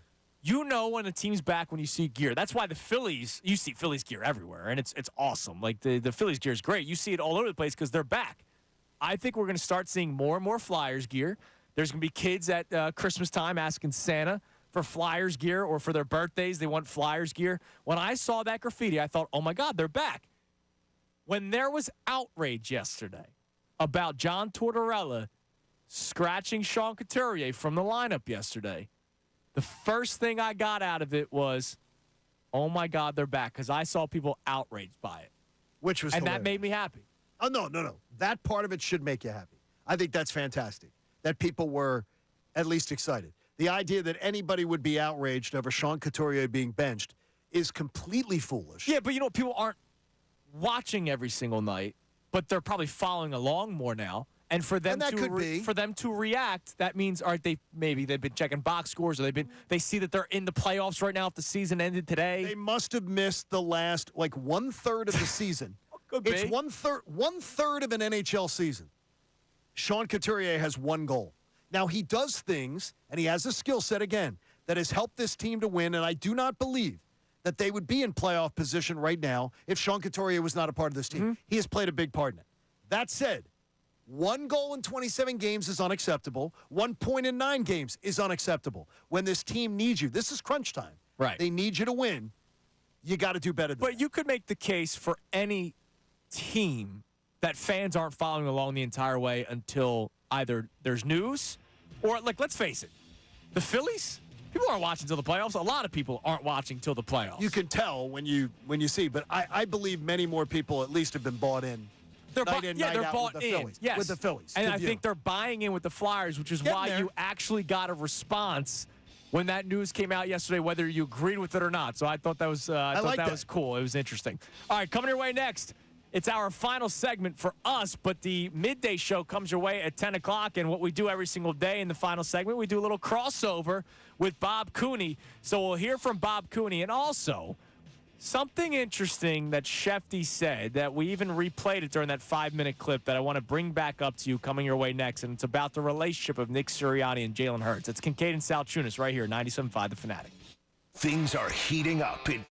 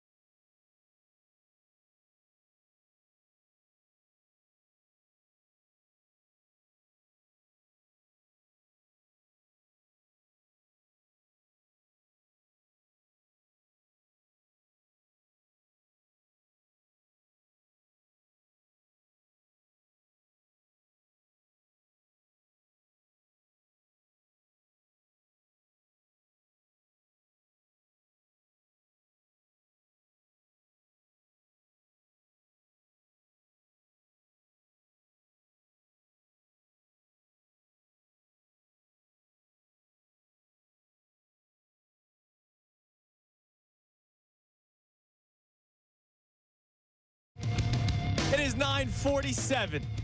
Kincade Salciunas on this beautiful Wednesday. Show number 3. I did not put it at the top of the show sheet today. I forgot. You did not. But show number 3, I know that off the top of my head because of the last 2 days. Proud of you. Well, That's it's kinda, good. it's That's kinda really, easy. really good. It's also kind of easy to count to 3. You know, Cooper's doing that, so I would hope that I would be able to count to 3. Hope you can. Birthday number 2 tomorrow. That's for Cooper. fantastic. I can't believe it's already been 2 years. So, well, you know. That is a beautiful thing. Big day tomorrow. Big day tomorrow. So the party, I will be party depressed. Saturday? Sunday. Sunday. Ice cream social. Oh, that's good. Is my idea. 2 scoops for Coop. Okay, that's a great idea. That's a freaking great idea. That's fantastic. And I thought of this before his first birthday. Oh, you did? I already knew what we were doing year number 2. I think it's a good idea. Plus, I get to eat ice cream. I just remember Liv's first nice. birthday that Christina had to have her party on her birthday, which was Okay. December 19th. And Same as so mine. I had to tape the Eagles game Oh, yeah. because it was you a 1 told o'clock me start. this. And I watched the Eagles game in live time, and Terrell Owens breaks his leg. Oh. And I said to this is her- pre-social media, so And I it's said not to her, like "Are you got the freaking-" alert. And I'm like, are you freaking kidding me? Did you think it was her fault? She still hears about it.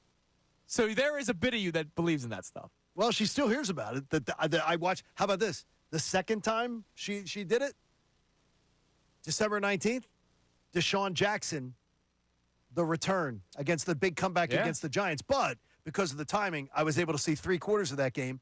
I left. It was 31-10. You missed that sucks. And I had to watch it on video later. That sucks. And my phone was blowing up with people going, "You're never going to believe this is going on." And now that's with phones, right? And that was, by the way, those are 2 December 19th wild events. Yeah. Thanks a lot, Christina. Yeah, it's amazing. Thank you.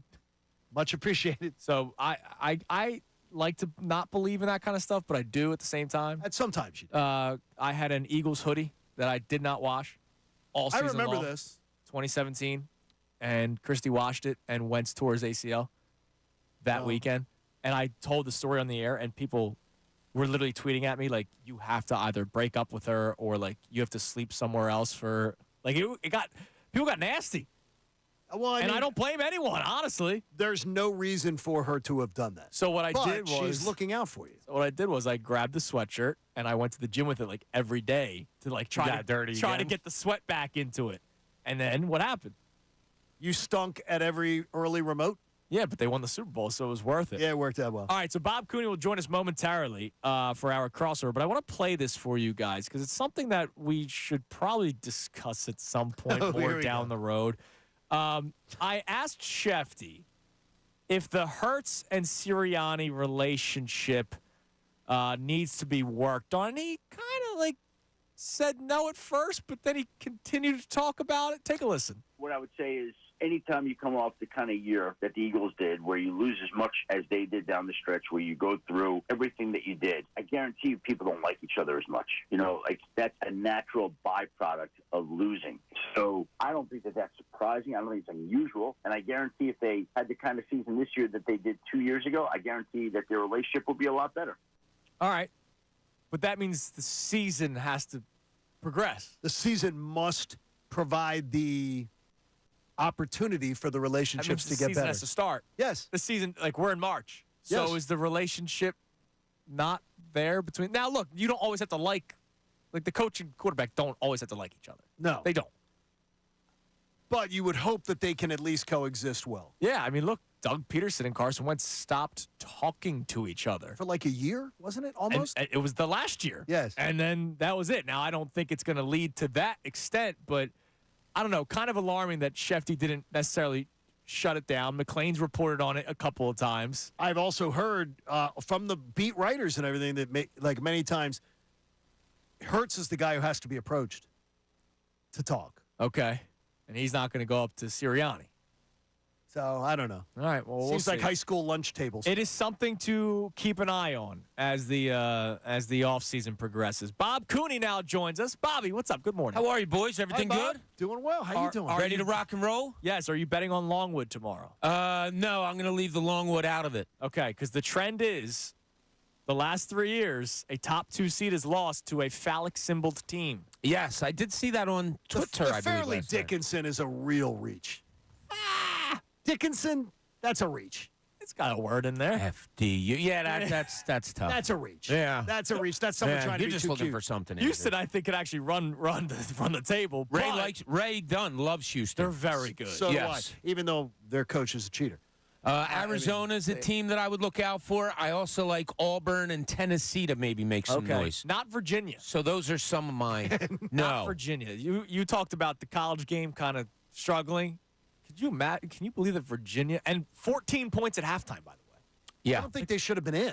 Well, no, they shouldn't have been. But there might be some more news coming out of Virginia basketball in the potential firing of a head coach. I don't think they'll fire him, but they'll move him to a different position. We'll see. We will see what happens. What was the Celtics head coach from BYU? Brad Stevens. Brad Stevens. Yeah. They moved him into a. No, he was from. He's Indiana. Butler. Yeah. What do you got coming up today, coach. Bobby? A lot of fun stuff. This John Tortorella stuff, I've said it on the air before. He intrigues me. Yes. Now, what he did yesterday, wow, it's big. And you guys talked about it. I'm going to look at it a little different way. What kind of coach do you like? Do you like that kind of coach? Do you like a Nick Sirianni coach who's kind of like, oh, well, he doesn't do much of anything? Now, on the other end, you have John Tortorella benching the captain. So I kind of want to take a look at more of that. We're going to talk. We got baseball with Todd Zalecki coming up at 12. Nice. Great. Matt Breen's going to join us at 1 o'clock. Love Matt Breen. Yeah, so we have a lot on the Ranger Suarez. Nasty. I love your breakdown of, if he pitches enough inning, he could win a Gold Glove. Good. Yeah. So, a lot of good stuff going on. And we're going to talk about openings. You had opening day today, Dodgers, Padres, and in South Korea. I do, too. You also had an opening last night. In the tournament. No. Bruce Springsteen opened last night. That's right, in Phoenix, Arizona. So, Kate Scott could have went. Just talking to, there might have been some people in that traveling party that went. But, I have a question for you on the Tortorella front. yes. Should he have spoke before the game? Yeah, so he left after it. practice. Like after the morning He made the decision left came it. out. Right. That Sean Couturier is getting scratched, and he had the assistant. And it's not the first time the assistant coach speaks to the media before the game. Right. After a decision like that yesterday, even though we're cool with it, should he have spoke? Probably, yeah. I say yes. Yeah. We are in agreement on that. Yeah. Yeah, I'm always for, hey, if you're making an action that you believe in, why can you not talk about it? Stick with it. Yeah. Yep. All right, Bobby. Well, we'll All be right, boys. listening. Be good. Thanks, We're man. listening. We appreciate it. Hey, remember, support life-saving cancer research. Join us and our generous partner, H&H Heating and Air Conditioning, and make a donation today to the American Association for Cancer Research. You can do it at 975thefanatic.com/AACR because cancer research saves lives. You guys have been doing great with that, and we greatly appreciate it. And we welcome back the AACR for another year now with Kincade Salciunas. Love it. We'll be back at it tomorrow. Midday show, Bob Cooney coming your way next. Kevin Nagandi. You got the Temple Owls sweater on today. He'll be joining us tomorrow. Teaching day. Oh, yeah. All right. A lot of fun tomorrow coming your way on Kincade Salciunas right here, 97.5 The Fanatic.